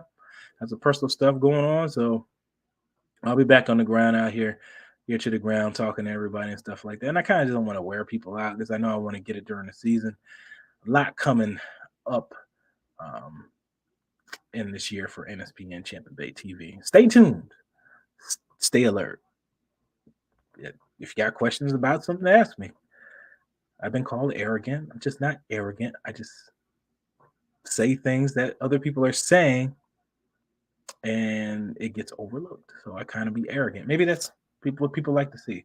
They don't want to see people be humble and say stuff that your leading professionals are saying or disagreeing with, and I'm end up being right. So I look at it as players' perspective. A lot of these guys that you listen to never played a down in the game, but they're professionals. I find that hard to believe. I just find them entertainment. But it is what it is. Everybody's based on what they want to believe. As we wait for the Eagles selection, you finally give the people what they want. Jesus, what Christ. What is your profession? Eagles pick is in, finally. And you know this, man? Eagles select defensive tackle Jordan Davis out of Georgia. They get to get Jordan Davis to finally be the upcoming replacement of Fletcher Cox. Again, much to talk about that team. That selection makes perfect sense for me, being on the information that I know about this team. Jordan Davis will be the heir now to a long time Fletcher Cox whenever he decides to hang it up. But they get a stellar defensive lineman. Go with the Giants picking up offensive linemen. Washington trying to load up. And now you have Jordan Davis, picked one pick before Baltimore Ravens. So you have back-to-back Georgia defensive linemen coming off. Well, I can say back-to-back. Two Georgia defensive linemen, coming off the board. And now you have Baltimore Ravens coming up next on the draft. A lot of Tampa Bay fans really wanted to see the beast in Jordan Davis fall to Tampa Bay Buccaneers to fit this 3-4 system. But Philadelphia is really lucky to have such a monster coming to their front seven now. So we'll see what happens now. Will Wyatt fall to the Tampa Bay Buccaneers at 27? Will the Buccaneers move back and select somebody? Will they select the offensive lineman? But Eagles got a good one, and Jordan Davis on the defensive line. I said it before. This kid's got a lot of stuff that a lot of the it factors that people didn't see. So make a lot of plays, but you didn't make the tackle. He made a lot of plays, but didn't make the tackle. Now you're going to get a chance to play alongside with Fletcher Cox and many other studs they have along that Eagles defensive line. And we'll see how it turns out. But good luck to you, Jordan Davis, one of my favorite players in the draft. Everybody knows I love the front pressure because without that, nothing else you have on your defense is going to make any huge difference. The New York Football Giants beat the New England 17-0 New England Patriots with backup corners. But their defensive line, and that's a Randy Moss team too, Patriots, with backup corners, but a A++ defensive front and getting to Tom Brady. So the recipe is always and always has and always will be load up your front. Everything else will be all right. Can't get to the quarterback, it's going to bite you later. Good luck to you, Jordan Davis. If they're in Philadelphia, get to take a flight, the road up I-95 to Philly. You go into a town that loves football. They love football in Philly. They wanted so long. They wanted that pick. The Eagles to win a Super Bowl more than any other sports team in that town, and they finally got it. Philly is a place that I lived for a couple of years, so I know what that experience is like being there, especially being a fan of the opposing team. Where are we at? Checking the comments section. Ruth, the truth. She says she's coming. Hang in there, folks. Ruth is running 100 miles an hour out there, ear to the ground, coming on. Try to get Ron Butler up here to talk football. It's just so much going on. I'm trying to do so much with this, keep you guys entertained and talk football while trying to keep my voice as well. So I'm trying not to get over-centric talking about things like that, but it's fun. It's fun talking football. Talking to somebody else. Ruth the Truth. Whenever you're ready to get on here, you're welcome, Ruth. As you can see, I'm not fluffing it. Ruth, you're welcome to get on here at any time. You have a fresh voice. Again, the league is behind. These picks are in. The Ravens pick is in. Houston Texans pick is in, and the Washington Commando, I'm gonna say football team, are currently on the clock right now. And I'm gonna go to a quick commercial break, and then we'll jump right back on here.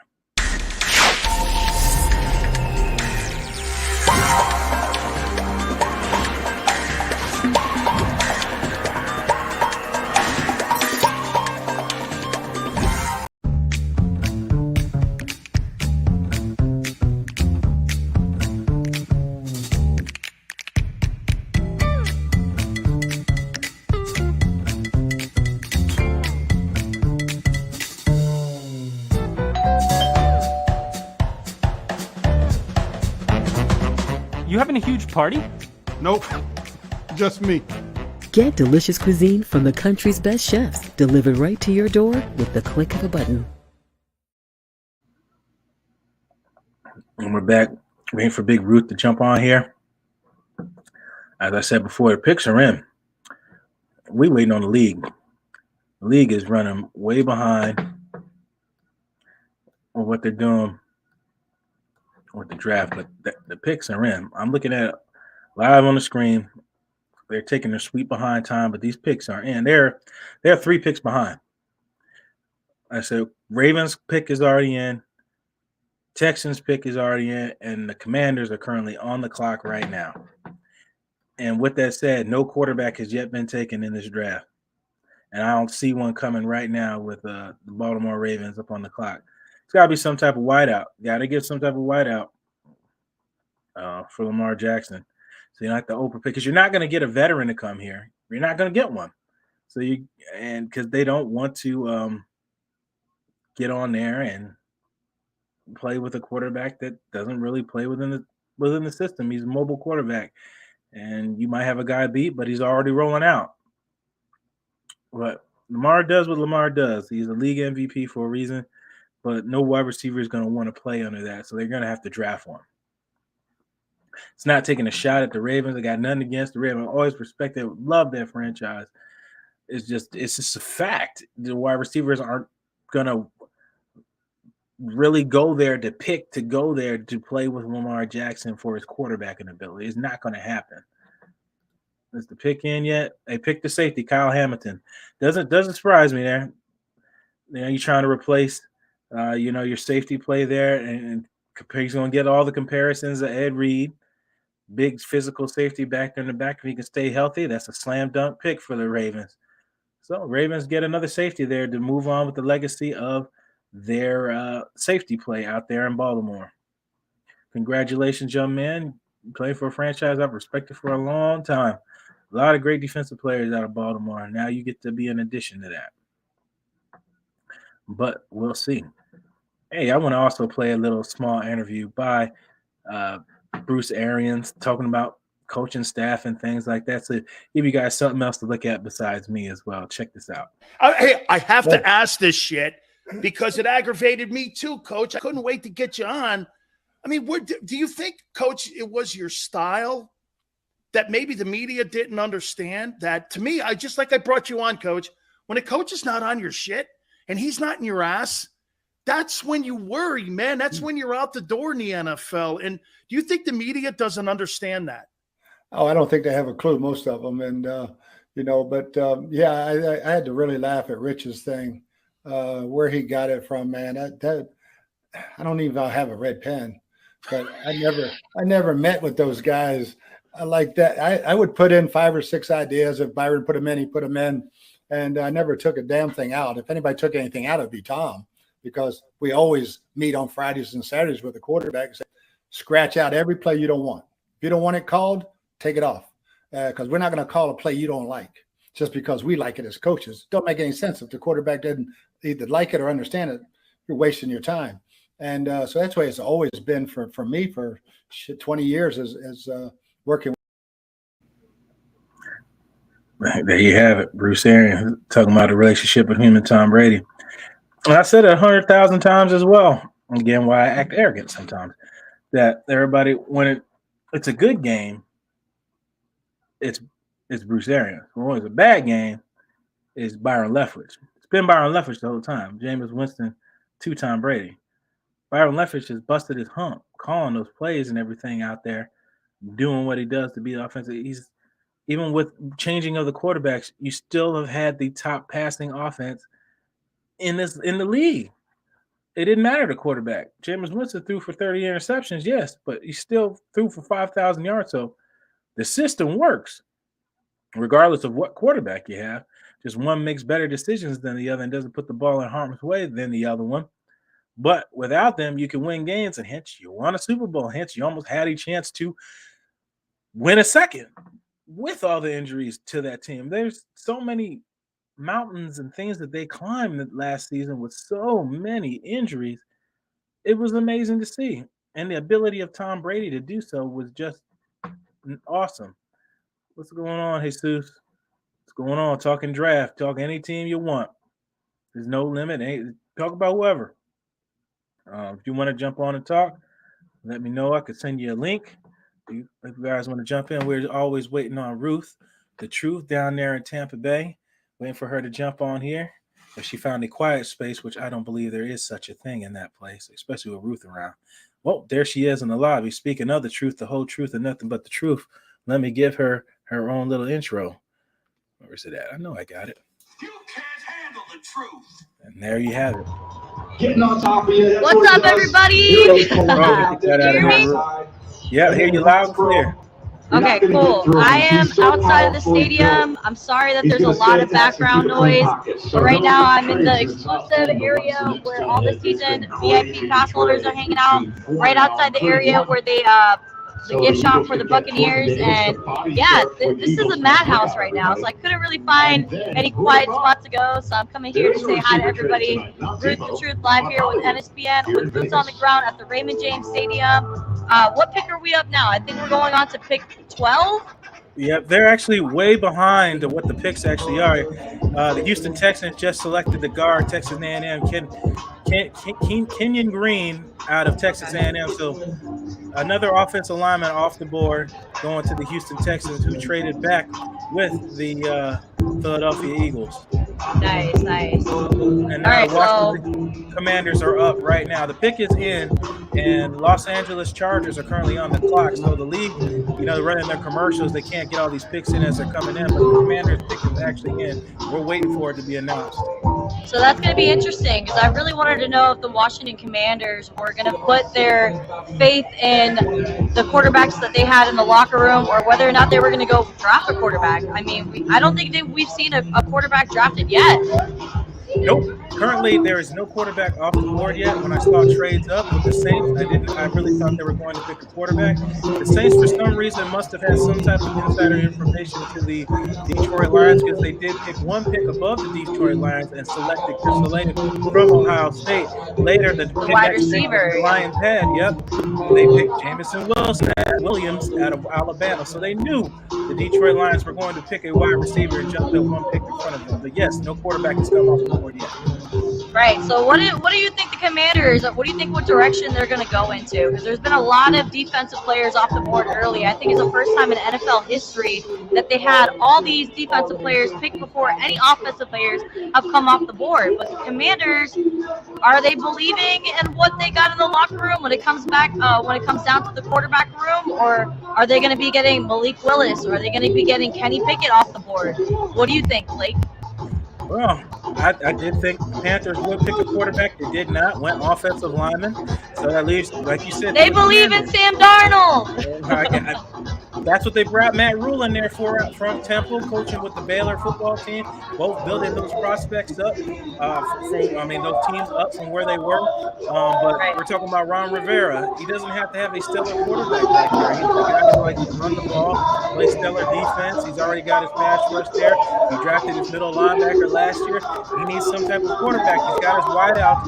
Will they go pick here? I don't know if they really believe in Carson Wentz or not. I don't believe that Carson Wentz is the first Commander. I I don't believe him as that quite yet. So I honestly think that I think Taylor Heineke might be giving Carson Wentz a little bit of a battle in that QB room, but it will be interesting to see what direction they decide to head into, if they're going to be on the defensive side of the ball, because they did have a pretty shaky offensive line where Taylor Heineke was running for his life throughout the whole entire season, dealing with injuries with his shoulder. So it will be interesting to see what direction the Commanders will go into. Yes, it is, and it's Ron Rivera. It could go any direction. They could go deep. Presented by Subway is composed of some of the NFL's most popular fans. A nice champagne in your hand right now.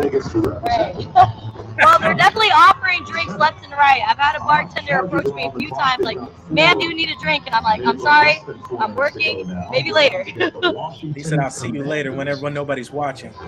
Right. Well, I'm gonna come out the screen really quick because I'm gonna go onto the field and then pop right back on because I want to give you guys a live view of what madness is going on the field right now. So I will be right back. Yep, go ahead, Ruth. We'll be here. Drop Ruth out of here. I know she'll be back. As you see, Ruth the Truth live from Raymond James Stadium, waiting on that 27th pick because that's going to be nuts once that happens. Again, we talk about picks coming up. I told you they're kind of behind on the picks. Like, again, Washington's pick is in. Los Angeles Chargers pick is in, and the Eagles are again on the clock. But here we are waiting for these picks to pop up. Like I said, they're kind of stretching these out. Still, a quarterback has not come off this board. I know the Chargers aren't going to pick one. I believe the Eagles might pick a quarterback. You know, after what I saw in that playoff game where the Eagles played against the Tampa Bay Buccaneers, you drafted a stellar wide receiver, a Heisman Trophy winning wide receiver out of Alabama, and you can't get the ball to him. I just think that's kind of backwards. They were running quarterback draws down 3 to 4 scores in that playoff game in Tampa. I don't know. I don't know if Hurts is really the answer for them, or you need some type of offensive coordinator to best fit him in that system. But right now, if I'm Washington and you got the quarterback you really like, they could, or go wide receiver. Let's see what happens. They do need other wide receivers on the same team, and Dotson is still on the board, wide receiver out of Penn State. Pick is in. It's just hard to believe that quarterback has not been off the board yet. Will they go before pick 20? The Steelers and the Saints are still there. And then a lot of picks after that, they do not need quarterbacks. So right now, your Washington Washington Commanders have selected wide receiver Jahan Dotson, wide receiver out of Penn State. That is the new first wide receiver commander, the first wide commander, commander wide out commander, whatever you want to call that. Salute to you, sir.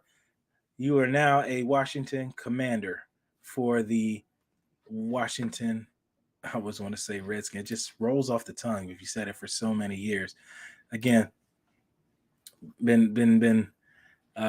he's trying to build his wide receiver core now, help his quarterback position. I guess he believes in Carson Wentz, and you kind of gotta have to. Los Angeles Chargers pick is up, waiting to see what they do with that. Again, you're probably going to wait for a little bit of time. Not sure where the Chargers go with this pick. Let's take a look at their prospect. Well, first off, let me go back.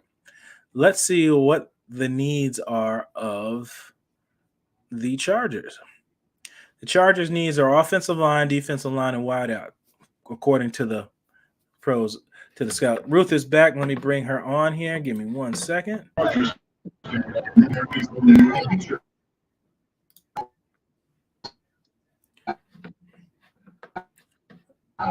I know it's filled another connection down there. Crazy. What's up, guys? I'm back. I am on the green at Raymond. Said the audio is going to be tough down there. As you guys can see, there's a lot of people here so far. Around here at the Raymond James Stadium, they have food, they have games. Zion Johnson is off the board. So the Commanders pick a wideout, Dotson, and then the Chargers go offensive lineman. Zion Johnson, smart choice to help protect your quarterback. Now you got Tennessee Titans on the clock. Where you see them go with that? This is where this is the starting replacement. We talked to Charlie. He did trade Pipkins as the young tackle who could be the right tackle. He's going to play The truth is down there, ground level at Raymond James Stadium as we're on the 18th pick. Tennessee Titans. Sorry, guys, my internet is down here. Yeah, anytime on that field is like that. It's going to be tough down there, Ruth. We appreciate you jumping on. Whenever you get to a solid place, jump back on for us. We'll be here waiting. Zion Johnson. Okay, I'll be back. Zion Johnson. So we'll have Ruth back as soon as she gets a more solid connection. It's going to be tough down there. Oh, it looks like she's getting a little bit better. Oh. There we go. Looks like that's a lot better. As Ruth is down there, ground level, right out there, Tampa Bay, Raymond James Stadium. We hear you good, Ruth. We hear you loud and clear. So Zion Johnson.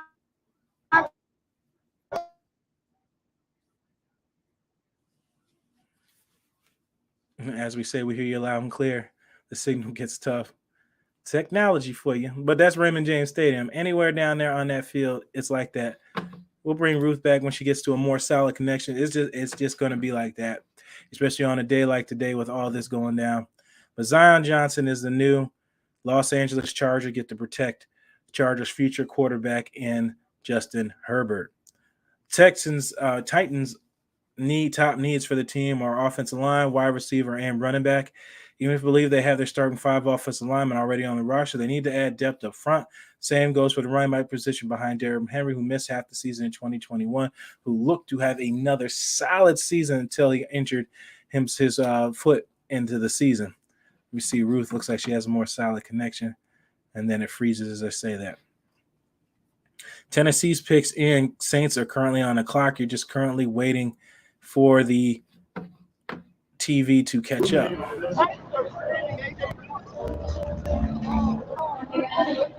All right, so who do we got next? You got Tennessee on the clock. Tennessee Titans choosing their pick.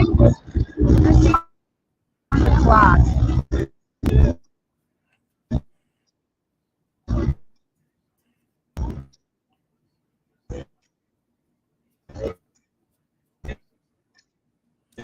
I'm trying to my best, guys. Yeah, it's rough with that connection, but there's usually some players walking around down there, Ruth. Let me know if you run into anybody.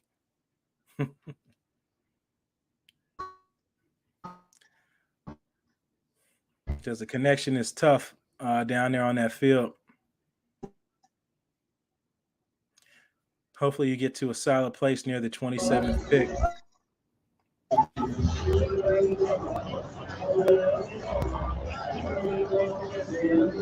All right, we are now waiting on the Tennessee Titans.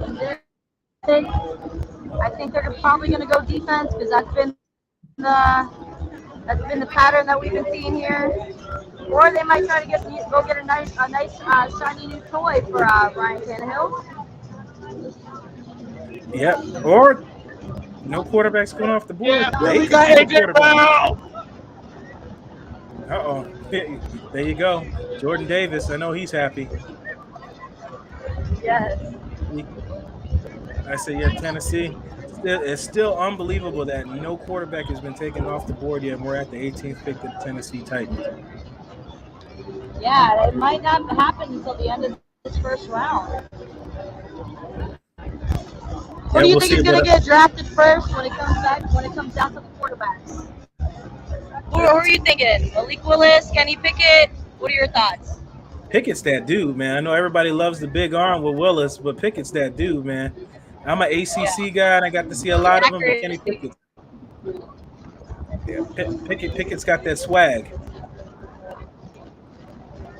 As Ruth is down there, ground level at Raymond James Stadium. I know it's hard. Ruth can't sign all the autographs down there because Ruth is nothing but the truth, the whole truth, and nothing but the Ruth. Appreciate it. So we got Ben leaving the field to head to the stands right now. This is the first time I've been seeing people in the stands. Oh, they got the 360 camera over here. I've been seeing a lot of Eagles fans out here tonight.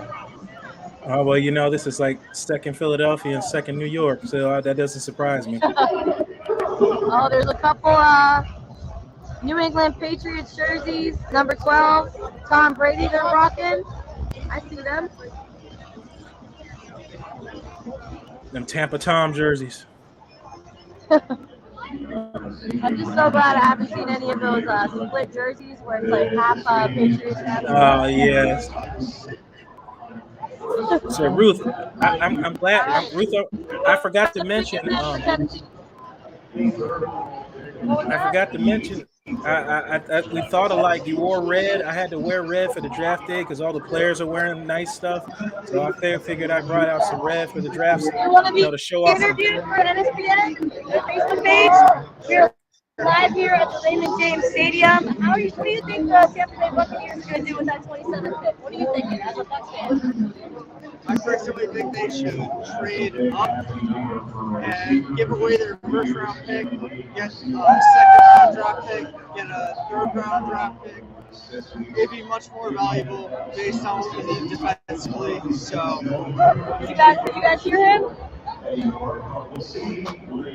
Blake, did you hear him? Yeah, I heard him. He talking about trading back, collecting more draft collateral. Yes. He's thinking about them trading around and getting more collateral throughout the draft. Appreciate it. What is your name? Connor, how long have you been a Bucs fan? Probably like the last 7 years. I've lived here for a while, but I don't know. Was he a pass holder? Do you come to a lot of games?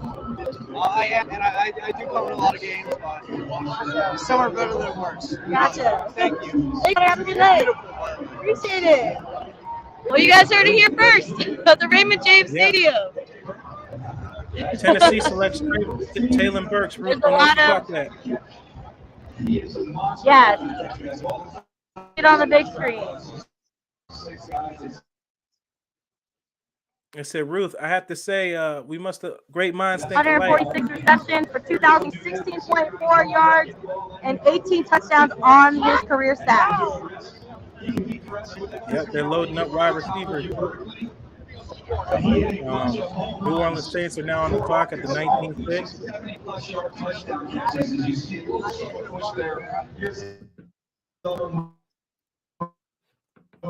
9 to 10 picks. Kyle commented, well, 9 through 10 picks were black with no equity talk. We're black with no equity talk. What gives you all social justice? I don't know about that, but I don't know what that. How long have you been a Bucs fan? Since 1979, 78. 1979. Coach McKay. Thank you so much, gentlemen. Have a great night. Cheers. A lot of enthusiastic throwback fans here. Look, you see a lot of Baltimore Ravens fans over here. Oh, that's the Baltimore section. We got a Browns fan as well here. How you guys doing? The John Watson fans?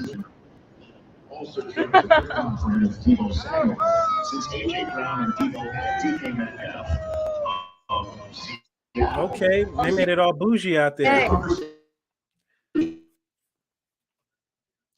As you hear from Ruth the Truth, live at Raymond James Stadium. Tennessee. You guys, Buccaneers locker room access?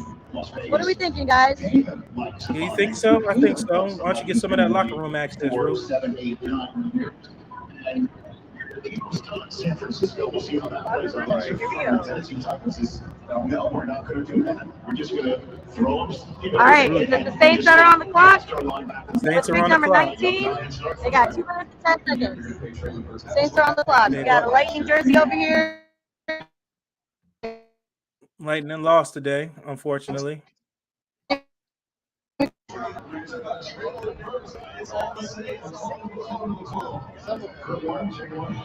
Okay, Eagles ball cap over here.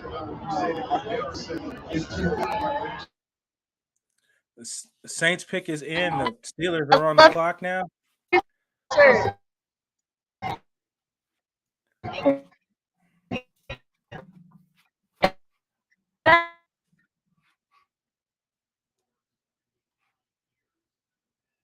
In the line now. Look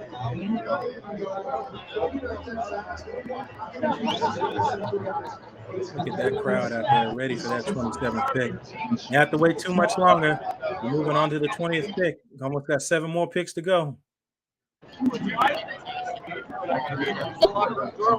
we are live. Yes, say hi. Too more excited. Thought I heard somebody scream my name. I was like, what? Yeah, Ruth the Truth. Ruth the Truth. Ruth the Truth. All right, guys, we're in a little bit of a line for the locker room access, but we're gonna take a quick tour while we wait on the New Orleans Saints and their 19th pick here in the first round in the NFL Draft.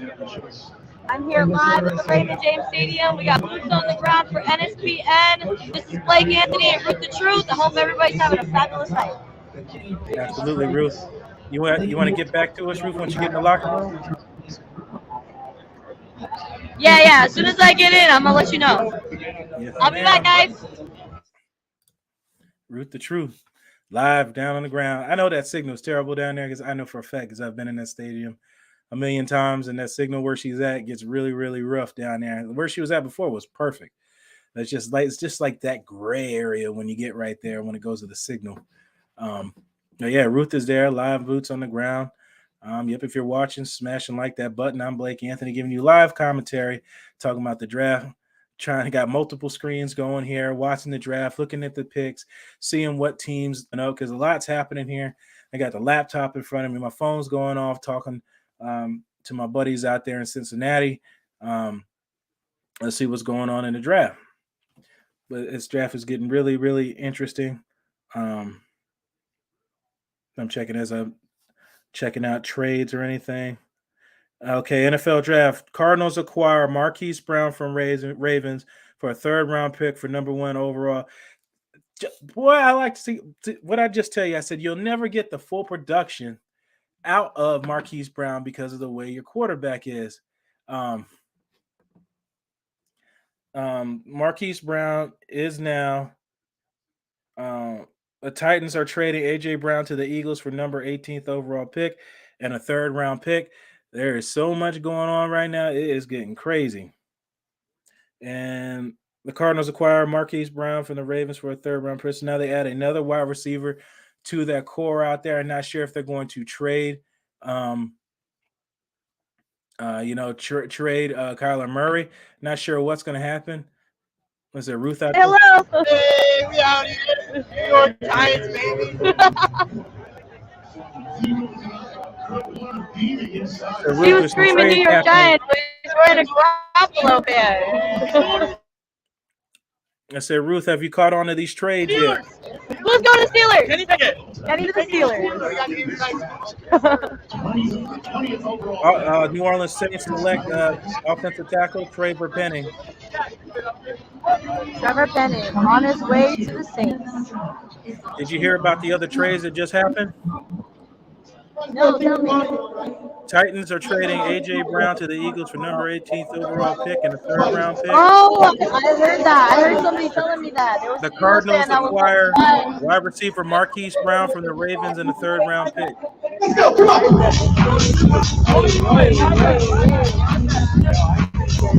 I brought this up earlier about the Baltimore Ravens and their wide receiver position. That no wide receiver is going to want to play for Lamar Jackson, being that he's not a conventional quarterback. So you kind of got to draft your wideouts. But Marquis Brown was not working out in Baltimore because he does not fit the style of offense that they play there.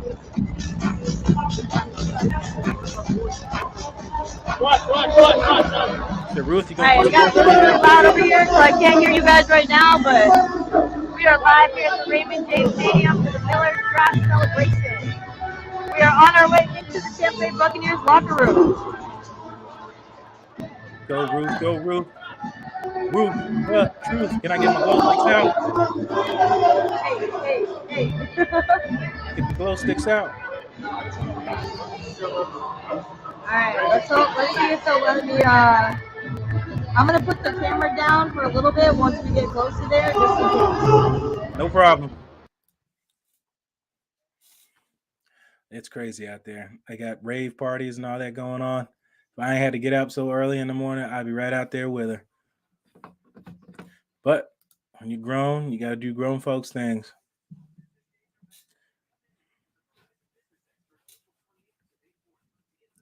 This draft has been exciting as for Cardinals loading up on wide receivers. Ravens are getting the 28th pick from the Cardinals. So Ravens are probably going to try to, I don't know, maybe pick up another wide receiver. Not sure what they're going to do with that 28th pick. But I told my buddy who was a Ravens fan for so long, I said, Marquis Brown will not remain a Raven one way or the other. Didn't believe me. Look what happened. Doesn't fit the style of offense. He's not going to succeed with that kind of quarterback. You're not going to succeed as a wide receiver. It's going to hurt him. So now you get to go somewhere where a quarterback that could, he says scrambling Billy, but makes better reads than Lamar Jackson does as far as playing the quarterback position. But there's no telling if Kyler Murray remains a Cardinal either. A lot of things could change from now to then. So it's a lot of stuff going on with these trades. So we'll see what's happening. This is the part that's fun. Watching all these draft trades and all these things happening. Phone going off like crazy. Checking out all this stuff going on. This is the fun part of the NFL process. As far as you got NBA updates, the Lightning lost to the Yellow Jackets 5-2. 76ers defeat Toronto 132-97. Pelicans forced a game 7 with the Phoenix Suns. A lot going on in the league. As you can look at the drafts going on right now, as I told you before, I got multiple screens going up, talking to Ruth, having fun talking to Ruth, talking about all these trades and watching the live draft all at once. So I definitely got my hands full here. I'm going to run to a quick commercial break and take some sips of water, and I'll be right back.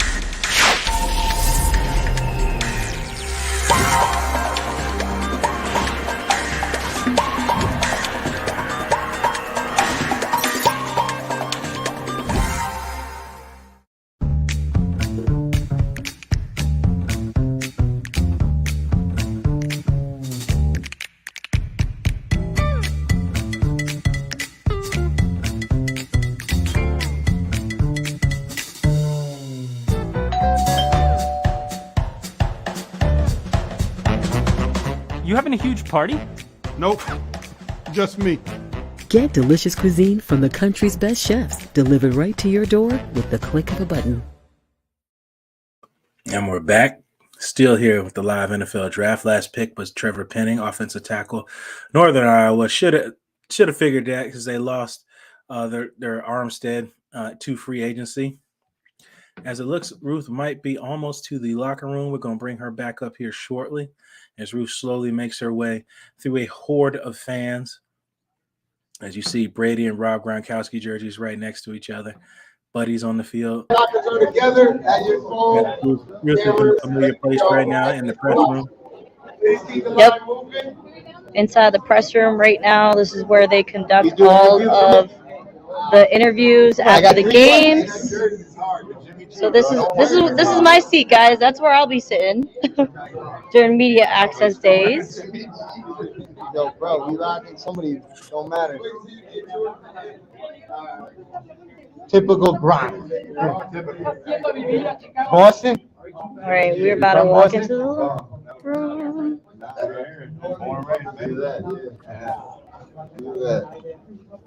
Have your cameras ready, go. Going into the plan. See Devin White on the screen.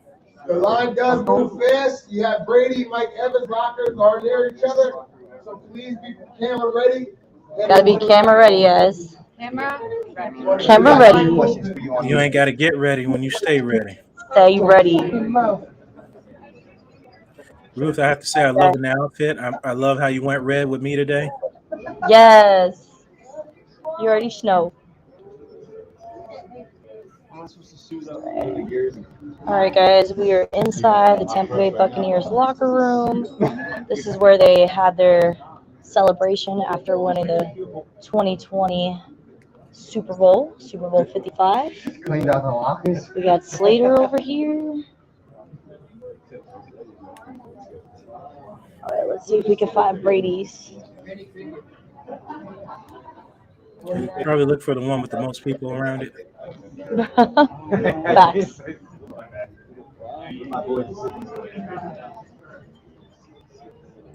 I see they got it roped off this year. Normally you can walk anywhere in there. They roped it off now.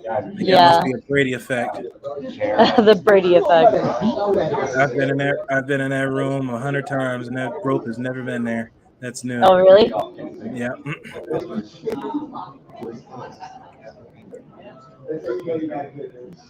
All right, everybody's taking pictures over there, so that must be Brady's locker. We're gonna go with that. Use your detective skills there, Ruth.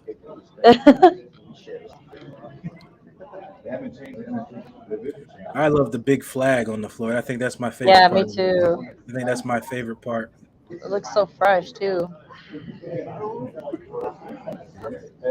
Probably because my old high school, we were named the Jack Grit Buccaneers, and it was the same identical flag, but purple. Oh, was it really?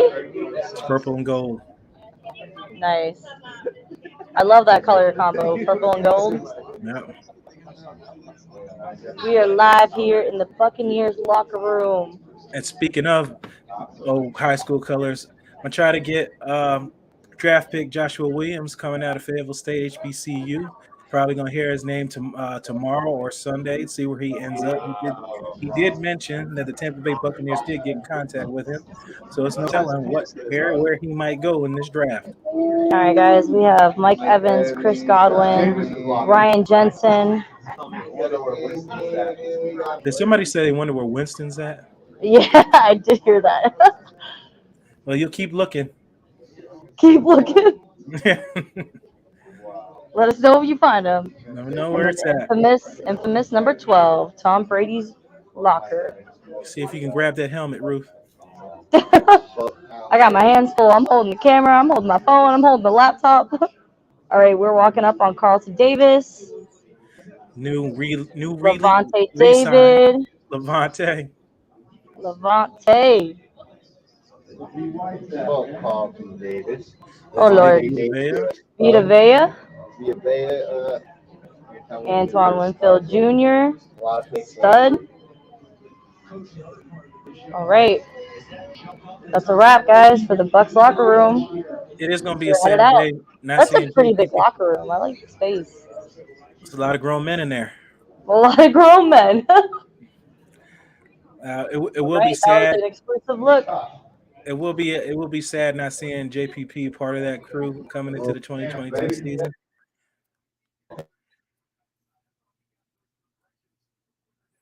There it goes. That signal. As soon as she walks out that room.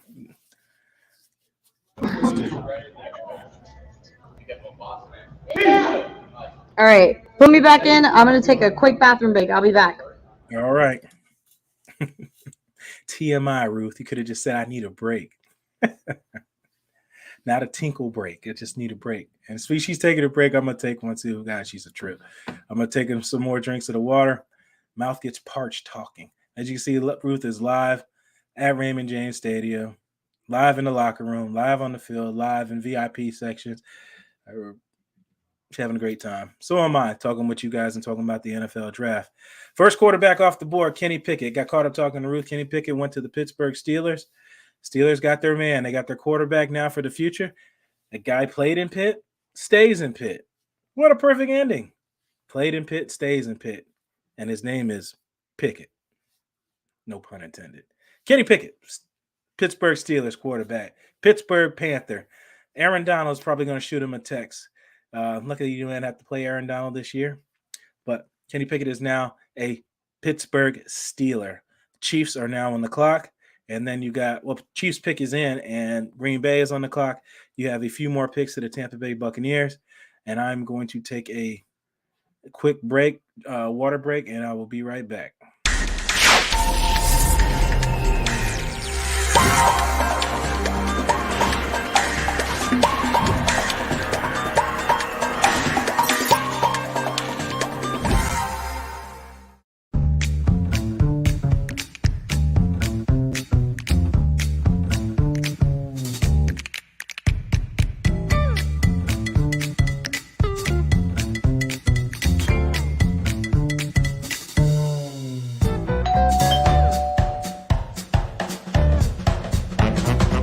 You having a huge party?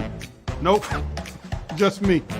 Get delicious cuisine from the country's best chefs delivered right to your door with the click of a button. And we're back right here live on NSPN Champa Bay TV. I'm your host, Blake Anthony, giving to you live talk draft day. Chiefs are now on the clock with the 21st pick. Your first quarterback has came off the board. Pittsburgh Steelers, Pittsburgh Panther, Kenny Pickett.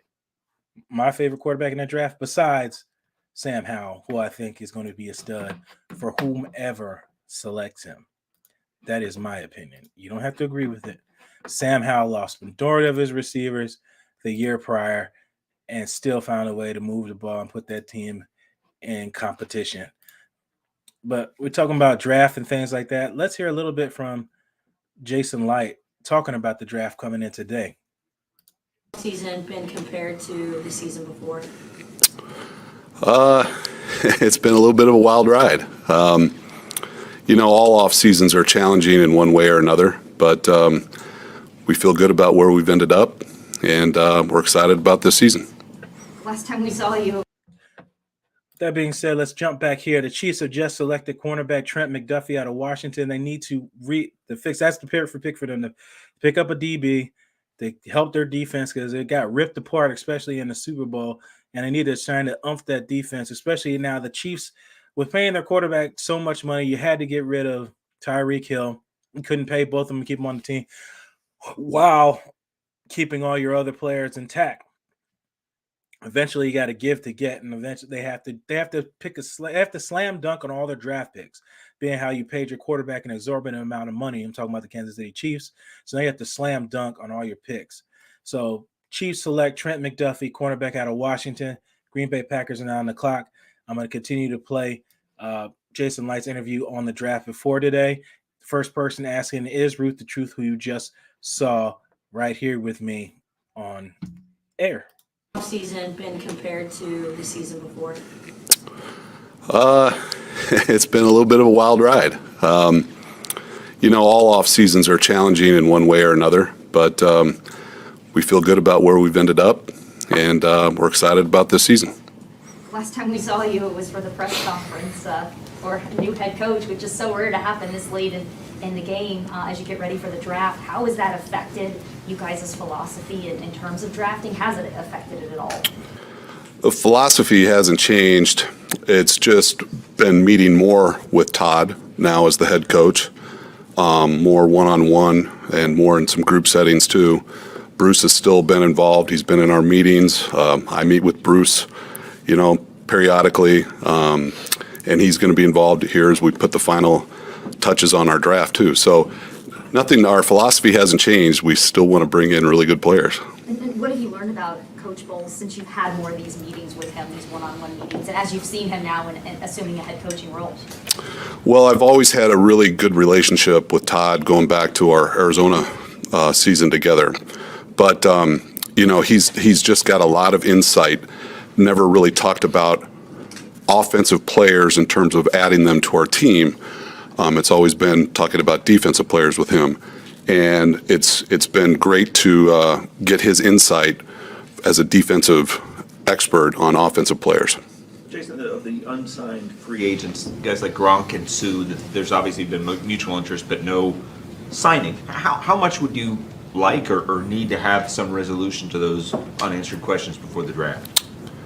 Well, it's always fluid, adding players to our roster. It doesn't have to be during free agency. Right now we're focused on the draft. There's a lot of time between after the draft and when the season starts. So it's always fluid, and, leave the door open on a lot of cases, whether they're, ex-Bucks or have been with us, or, players that are on the street. So we'll just always keep, doors open, and we'll always keep constant communication about that. Jason, while you'd like to have Sue and Gronk back, if that doesn't happen before the draft, do you have to operate in the assumption that maybe those guys don't come back and you can't wait on them? If you have to fill some needs and the right players at those positions are there? Well, you have to keep that in mind, but you also never really want to push a need or a perceived need too high up, and that's where you start making mistakes. Jason, you've made a lot of trades throughout your 10 years as GM, one every year, in fact, 13 total. Have you started the process of maybe calling other teams?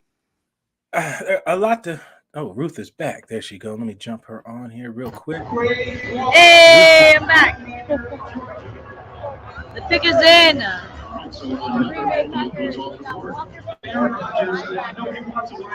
They go linebacker, Georgia, Trayvon Walker. Yep. Pick that they do need. They need to get tough in that linebacker position. It's a good spot you got right there, Ruth. I can see my seat from there. Yeah.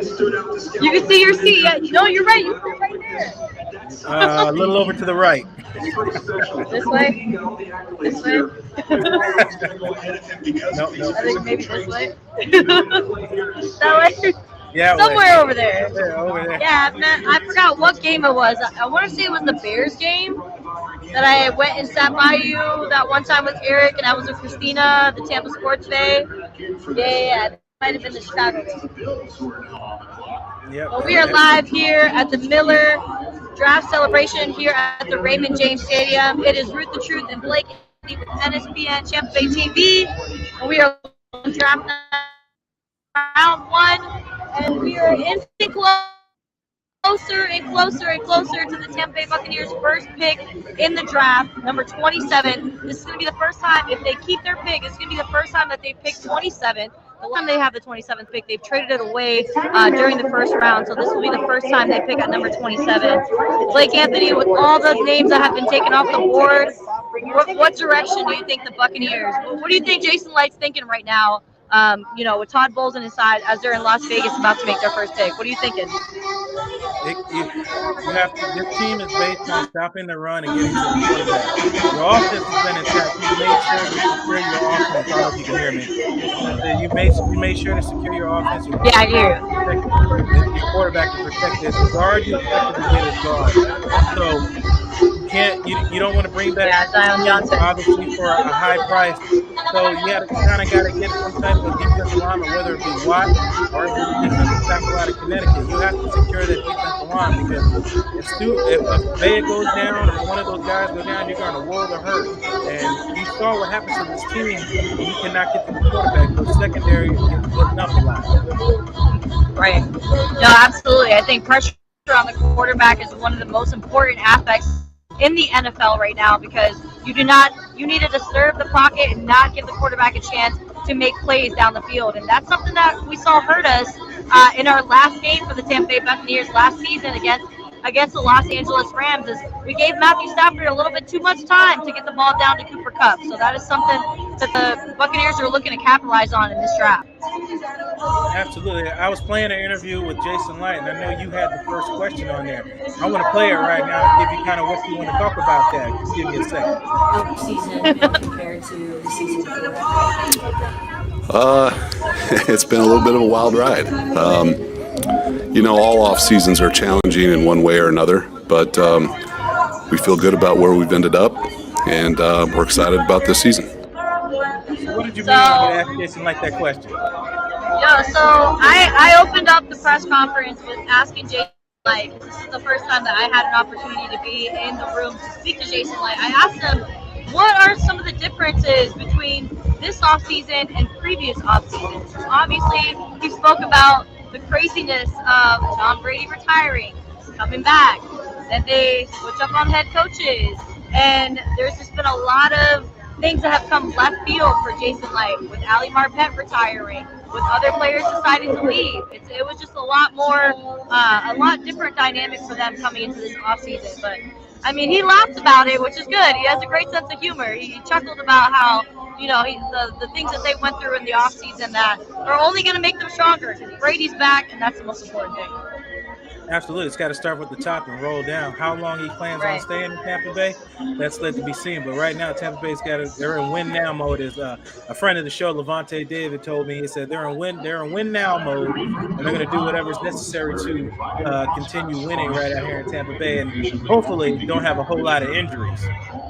Yeah, before we got to talk to Jason Light, just a couple weeks, we had our Phase 1 media availability where we actually got to talk to Levante David. And he just kept talking about how last season he did not meet his expectations. So he's hoping in this offseason to keep working on, he did face a little bit of injury, so he's working on getting healthy.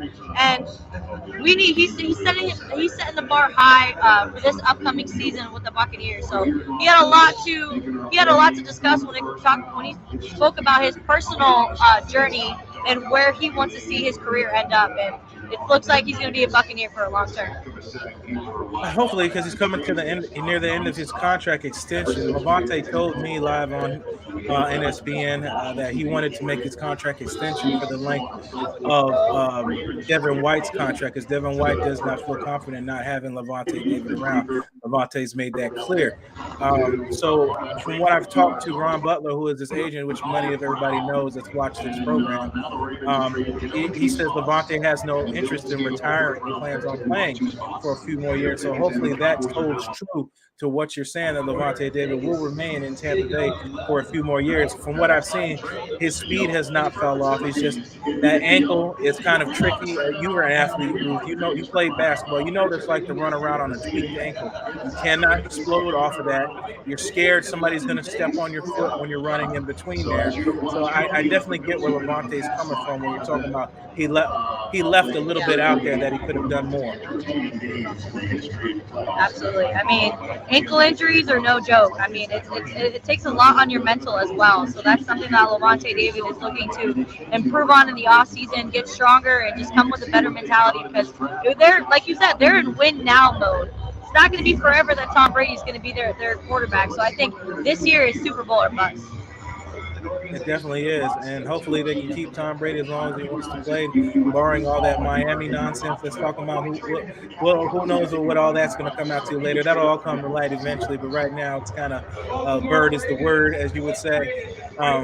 But who do you really expect the Tampa Bay Buccaneers to pick with this 27th pick? Do you think they go back? And I was really hoping that Zion Johnson was still going to be available. Ain't gonna happen. I really think that. I know. It is what it is. But maybe they trade away this first round pick and try to get more draft capital, as we heard from Connor, which was a hardcore Buccaneers fan that has been enjoying the festivities a little bit too much here, but he's having a great time, and so is a lot of these Bucs fans.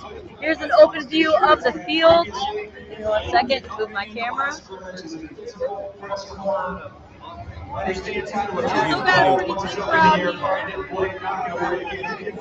It's the Buffalo Bills pick the corner. With that speed, physicality across the field, the toughness, he'll make a big play. That is a face-to-face chest-up tackle for Kyrie. So, yes, that's I don't see a quarterback. Here's a.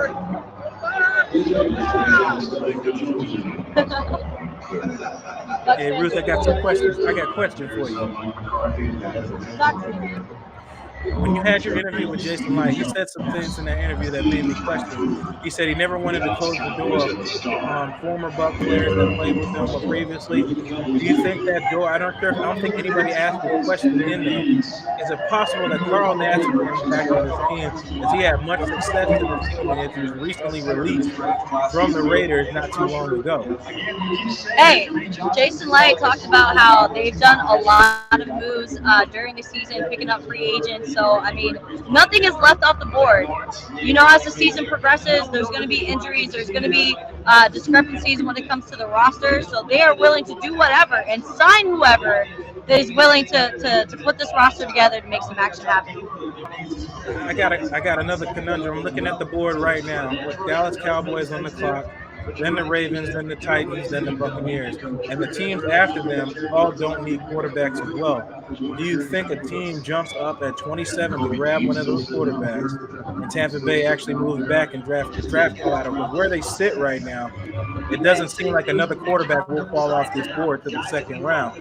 So I'm thinking, it just kind of came in my head because I'm looking at this board that they could really trade out of this spot right here because there's all the quarterbacks are left besides Pickett. We kind of thought the Steelers would take the quarterback at that pick. I mean, what do you see happening?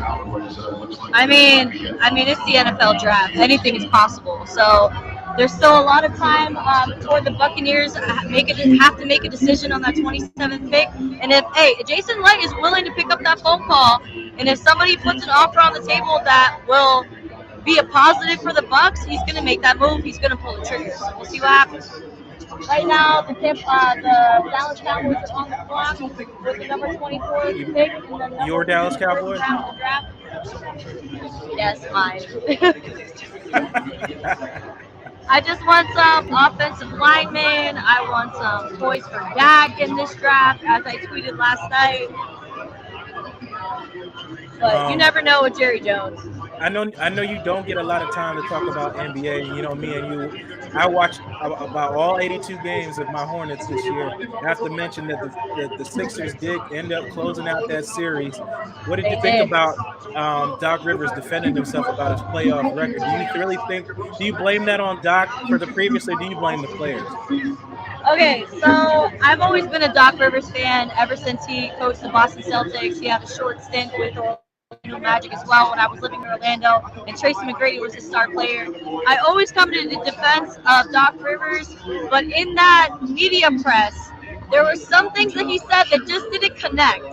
So as much as I love Doc Rivers, it gets to a point in time where somebody's got to start pointing the blame because it always starts from the top. So Doc Rivers has a lot to prove. The 76ers closing out the series against the Raptors really saved his butt. Yeah, it kind of takes him off the. Ooh, all right, we got it done. Now it's on to the next one. Let's see what they do. Because you saw him coach the Los Angeles Lakers. They were, I think, the first round out of the playoffs, and then the very next year, under Ty Lue, they go to the Western Conference Finals with almost a very similar roster that they had to the previous year. So a lot of question marks around Doc Rivers, but if the 76ers have, if they continue to have luck during this playoff run with Joel Embiid, with James Harden, with Tobias Harris, he can finally take a breather and be like, okay, maybe my job is secure. But we'll see how far the 76ers go.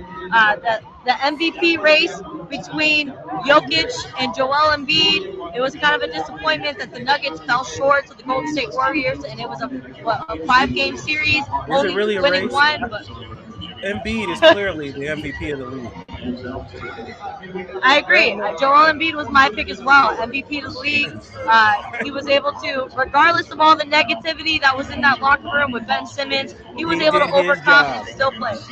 He did his job. Joel Embiid. That's all you can control. And I think the Phoenix Suns also closed out their series as well, if I'm not mistaken, against the Pelicans, who definitely were giving them a run for their money. I think tonight was the first game back for Devin Booker, who started the game. He played 32 minutes, only scored 13 points, 5 rebounds and 3 assists. So the Pelicans definitely limited him because they're a dog on defense.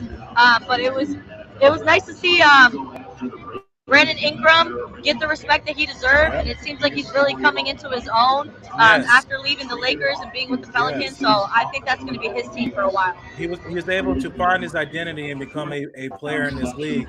A lot of what's his name that went to the Knicks and became a star. I don't know why his name's slipping my mind right now.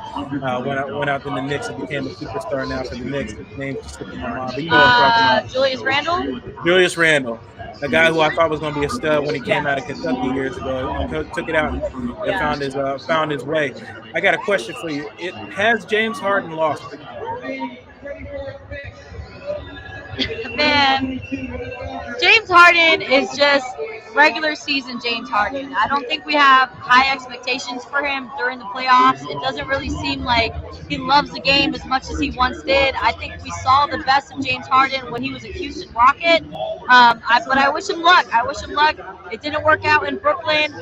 Even though he played with his friends, I really think that the corruption that was going on with Kyrie Irving really set him off, and that's why he wanted to leave and go to the 76ers and play alongside Joel Embiid, which I don't blame him on doing so. But James Harden is just one of those question marks where it's like, are you elite? Yes, but you're just too inconsistent, especially when it counts in the playoffs. Yeah, I have to agree with you on that because James Harden is not known for defense. Actually, defense is not in his forte at all. And now you're lacking on offense, so then it's left to what are you? Right. James Harden played 42 minutes tonight in the closeout series against the Raptors, scored 22 points, 6 rebounds, and 15 assists. So he was definitely being the offensive orchestrator for the 76ers, which maybe that's just the role that he's going to be playing. Just facilitate the ball, bring the ball down the field, down the court, play point guard, and just kind of help your team out. Do what's necessary to win games, and then it's not as always it's putting it in the ball in the bucket. Just ask Chris Paul. Put the ball in the bucket. Put the ball in the bucket. It's good to talk NBA with you. It's been too long. Always.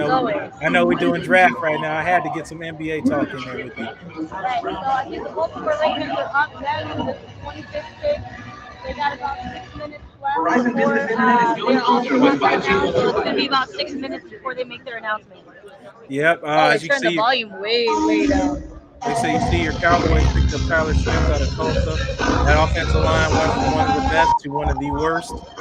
So I don't know what happened there in Jerryland, but they have to restart rebuilding that offensive line. I think that's a good pick. And then you got to protect your investment, Dak Prescott, and I don't know what the hell's going on with Ezekiel Elliott. I really don't either. He's definitely fallen into a slump. But you know what? We got Tony Pollard, so I'm okay with that. If he's going to take over the reins as the running back one for the Dallas Cowboys, he's definitely proved himself with it or without. So trade bait Ezekiel Elliott? I wouldn't want to trade Zeke because I definitely don't trade. If you're going to trade Zeke, keep him away from the NFC. Trade him to the AFC. Yeah, definitely. You got to put him on the other side of the fence if you're going to end up trading him. But at the same time, does Zeke still have that value when it comes to trades as he once did? No. I think he's and he's the going contract. down to a. Yes, exactly. That contract is pretty hefty. I know Jerry Jones has been pulling out the bag. I think he had a 5-year contract with like $25 million a year or something along those lines. So he's definitely an expensive player when it comes to that salary cap for the Dallas Cowboys. So yeah, so when you say that means you're not getting a first or second round pick possibly for him with the play. Yeah, no, I don't think Zeke would be. Yeah, no, I agree. I think it would be really hard to trade Zeke for a first rounder. Yeah, that just brought that up because that's possibly a scenario with Pollard playing the way he does. In my opinion, I kind of saw this coming with all the videos coming out several times of Dak Prescott and Ezekiel Elliott constantly partying, constantly out doing stuff. So maybe Dak couldn't afford to slack off, but Zeke could because he plays running back. Obviously, quarterback's a harder position because you need to know everybody's job and you're responsible for the offense. I guess Zeke didn't work as hard as Dak Prescott has. Yeah. Maybe he needs to go back to Mexico, where he was training in the offseason. You gotta get real. Yeah, sometimes they gotta refocus. As your Baltimore Ravens are now on the clock, then the Tennessee Titans, then the Tampa Bay Buccaneers. A lot of teams with multiple picks in this first round.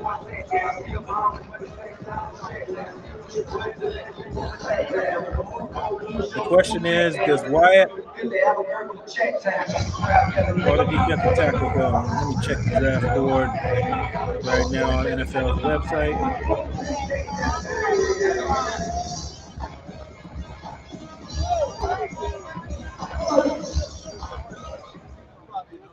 Jordan, DeAndre Wyatt still there, and Travis Jones.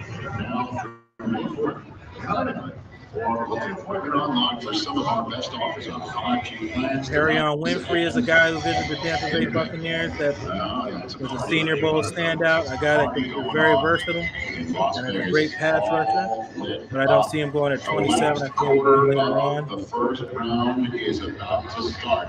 And it's the Baltimore Ravens. You still got George Kafalitis out of Purdue still up on the board. David Ajabu, of course, the pass rusher out of Michigan that hurt his ankle. Boy Moffi's still there. There's a lot of pass rushers remain on this board. The Tampa Bay Buccaneers can go in any direction, but I think it's got to be a defensive tackle. I like the defensive tackle as well. Travis Jones is the identical to Ndamukong Suh. They are both run stuffers, not real good at pass rushing, but they crush the pocket, and that's what Suh is very good at. If you're looking to replace Suh and not sign Suh, that's the guy you're going to do it with. It's going to be Travis Jones, a mammoth of a man that could play nose tackle. And that actually doesn't seem bad because do you think Suh is coming back as a Buccaneer? He wants to. He's posted on social media. He said you're missing one key piece. He's making innuendos about re-signing him, but the Bucs are cap strapped, and then you still got some holes to fill that you're probably going to fill. And that's who you're going to pick up out of free agency, undrafted guys and things like that. So I don't know if you want to spend all that money doing that. Yeah, that's true. Definitely a valuable asset, though. Having that veteran experience, a lot of playoff experience, champion experience. It's really going to be a big shoes to fill if Ndamukong Suh decides to sign with a different team. Well, and the Bucs have to get some type of youth movement along that defensive line. And Travis Jones just doesn't fill it for 1 year. He fills it for future years because, mind you, William Golston is on a 1-year contract as well. So at the end of this season, you do not have another defensive tackle at the end of this season. So do the Bucs look to get multiple defensive linemen because you're running out of guys with contracts and then with the money situation, and then coming into the further seasons, you're going to be having a lot of holes in my defensive line. All right, guys, we're inching closer and closer to the 27th pick. I know, Ruth. What are the Buccaneers going to do? Your voice what? I said I'm trying to keep my voice going too. Chocolate for 27 straight picks. After the 27th pick, I'm going to be wrapping things up here and headed to the Hard Rock because Martin Gramatica is live with WTMP for Buccaneers Radio. So I'm going to go out there and show support. Eric White, the CEO, president of Champa Bay TV, is out there as well. So I will be joining them. Don't have too many adult drinks. Ravens go offensive lineman. Now the Tennessee Titans are on the clock with the Tampa Bay Buccaneers on the bench. The moment we are waiting for. I'm gonna get a quick drink. I'm gonna run a commercial break.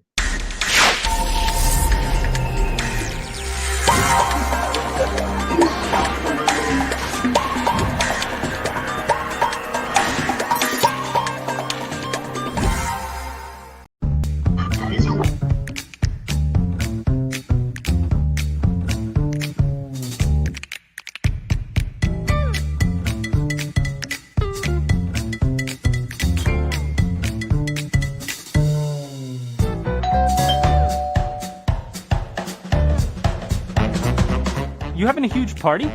Nope, just me. Get delicious cuisine from the country's best chefs delivered right to your door with the click of a button. And we're back. I had to hydrate, Ruth. I had to go to quick commercial break and hydrate.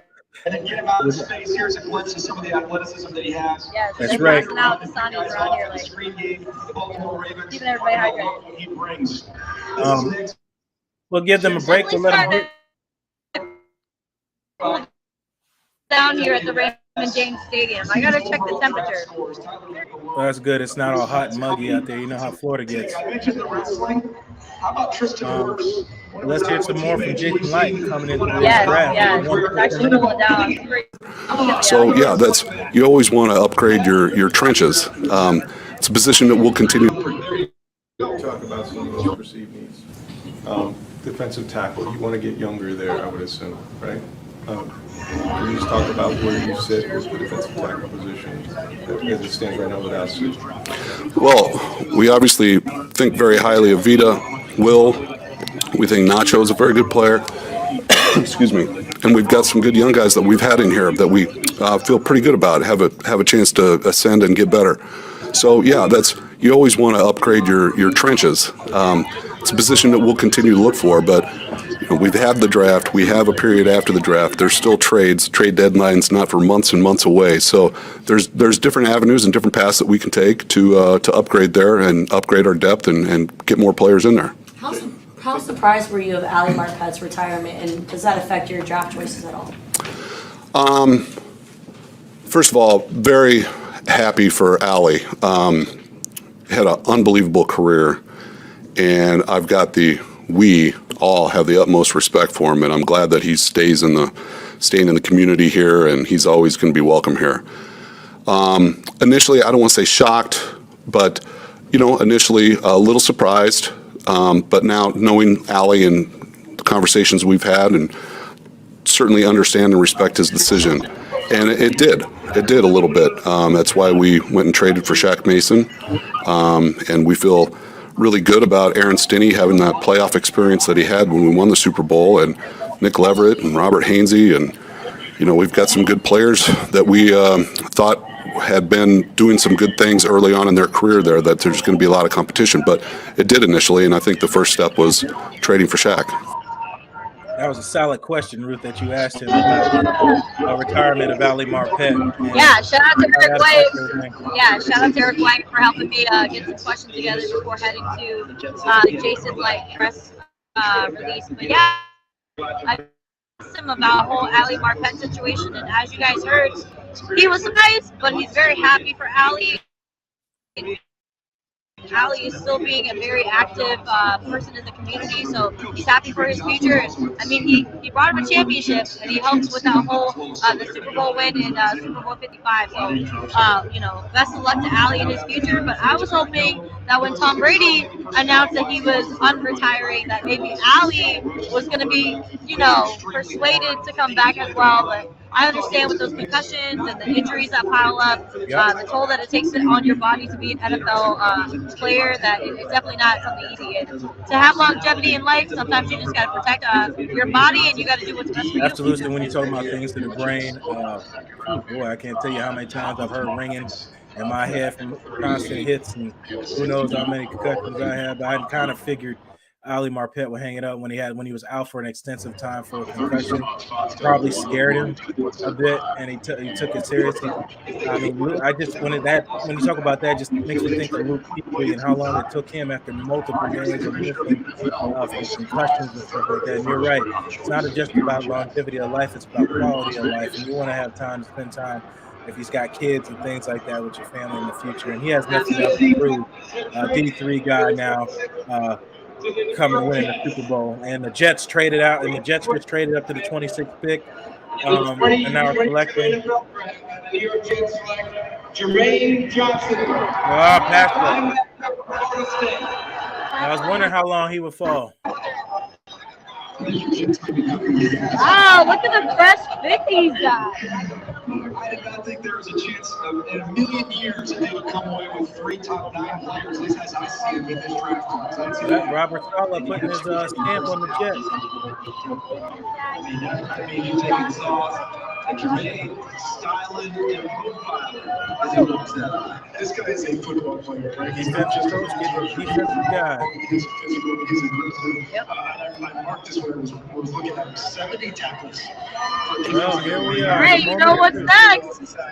The moment of truth. We made it. We made it.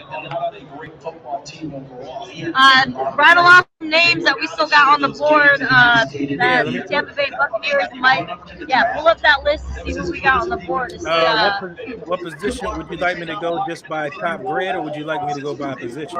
Let's start with the offensive line. Is there any offensive linemen still on the board that the Tampa Bay Buccaneers will be looking to pick up? Well, there's a favorite of Cole Strange, but that won't come probably till day 2 or day 3. Young kid out of Tennessee, Chattanooga. Hall of Famer Terrell Owens is old school. Let me see. Offensive lineman still currently here. I don't think they're going to go offensive tackle. Oh, this is going crazy. All right. NC State lineman went to the Panthers. So top-rated players. No, top-rated players. You got Malik, of course, Willard, quarterback. Matt Corral still up there, but they're not. The Bucs are not going after that. You got Jacoby Dean, linebacker out of Georgia. You got Joe Karafilis out of Purdue, pass rusher. Of course, you got David Ajabu, the pass rusher out of Michigan that hurt his ankle in his pro day. I remember seeing that. That was so bad. You got running back Brees Hall. I expect him to come off day 2 or day 3. Pass rusher Bo Moffitt. Of course, you got Georgia defensive pass rusher Devontae Watt. You got Clemson cornerback Andrew Booth. You got Penn State edge rusher Arnold Ebeziti. And, of course, the one we've always been talking about is Travis Jones out of Connecticut. They could also, I think the Bucs also took a look at Auburn cornerback, former teammate of DeMille Dean and Carlton Davis. They had previously in the 30-player meeting. They've interviewed 4 tight ends: Trey McBride, Tate Otten, Logan Hall. Yeah, because Gronk still hasn't signed. So, I mean, you know that Brady loves his tight ends. Yep. You have to have some type of tight end in this offense. Yeah. But to go at 27, I don't think so. So, Blake, I never really got your response on the whole Arians retiring and going to the front office and Todd Bowles stepping up as a head coach. Did you see this coming? Did you anticipate this happening? And how do you think it's going to affect the Buccaneers' offensive scheme? Because I mean, we see Sean McVay, we see Matt LaFleur, like we see a lot of offensive head coaches in the league. So how do you think this is going to switch things up for the Bucs with Todd Bowles at the helm? Which part do you want me to answer first, the riff or how things are going to change? Both. We'll start with how things are going to change. Things are going to change. It's not going to change much. Todd Bowles has just got to get more. He doesn't really have to do too much with the offense. As Byron's been running the offense from the beginning. The roles really haven't changed. The best comparison to what I can say is it's basically been ran like a store. Bruce Arians is the general manager, and you have your store and you have your department managers that all handle each part. Todd handled the D, Byron handled the offense, and when one of the departments are lacking, the general manager steps in and fixes the parts. That's what Bruce Arians does. So with him stepping out, these guys have been together going on 3 years. They all know their roles and their responsibilities. It's just now Todd has to think a little bit more like a head coach rather than just a defensive coach, which all these guys know their roles. There's not new moving parts in here. Everybody is still the same. So I think it'll be a perfect transition. Now, if you talk about the riff, I can bring it up now. The riff was real. Regardless of what you say, this comes from a player's mouth. The riff was real. I can't believe nobody's really also bought the BS between when people are overly friendly to each other in a situation coming to the end. That should be a red flag from the beginning to try to play off that there was a riff. There was a riff, and the riff was if Bruce Arians would have stayed, Tom Brady was going to retire. So they figured out a way that Bruce Arians could still remain with the team, but not be the head coach of the team. So which he stepped into that front office position, which didn't have a name up until recently. And then Tom Brady was able to return. That is a fact that there was some type of rift there. What exactly the term of the rift was, there was one. Now, it wasn't one that they hated each other. It was just a movement that had to happen. Yeah, I agree.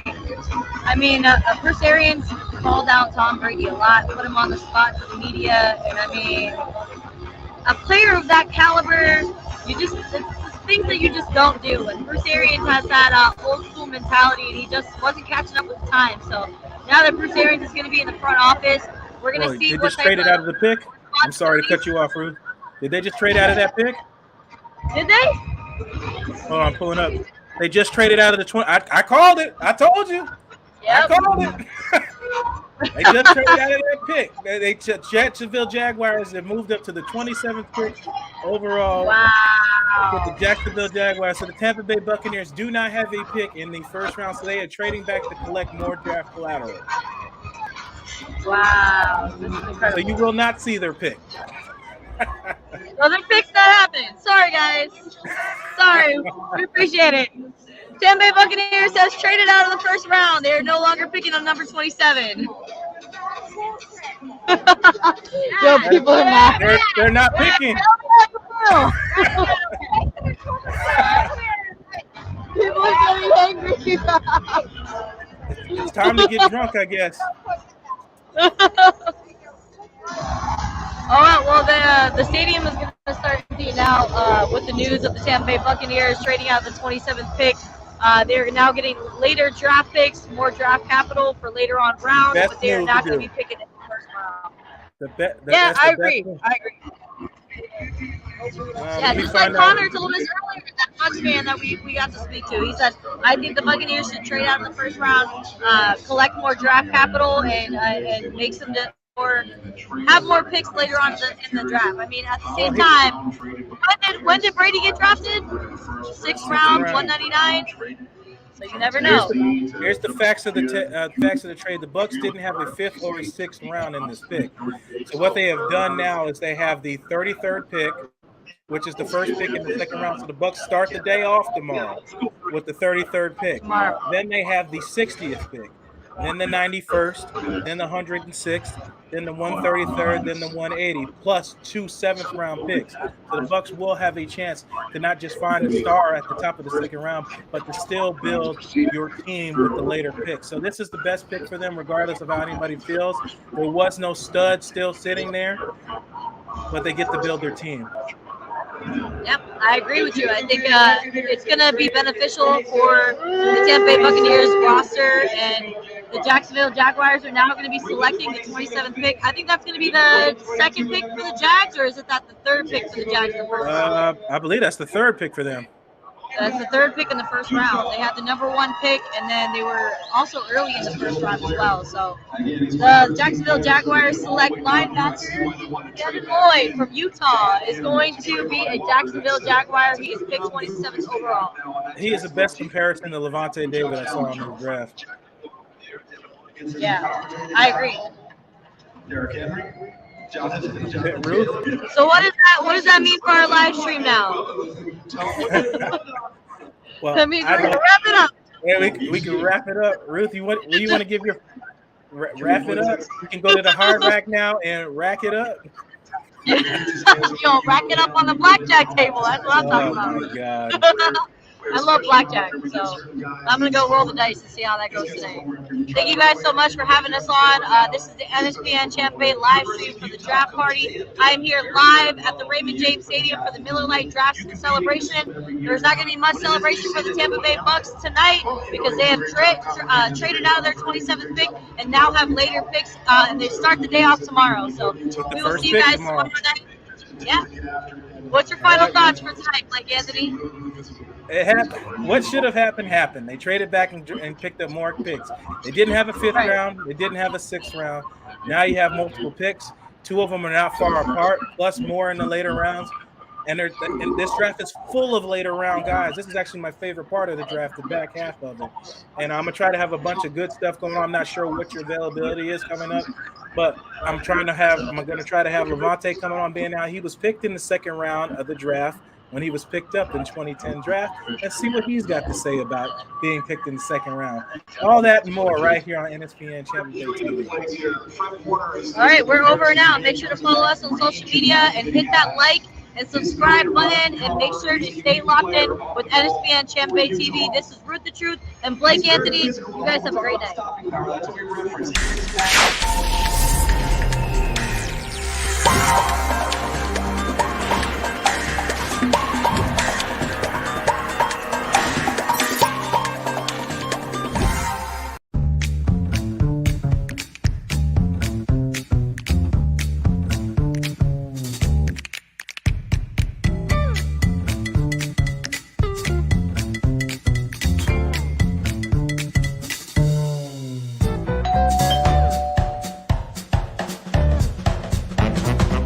You having a huge party? Nope, just me. Get delicious cuisine from the country's best chefs delivered right to your door with the click of a button.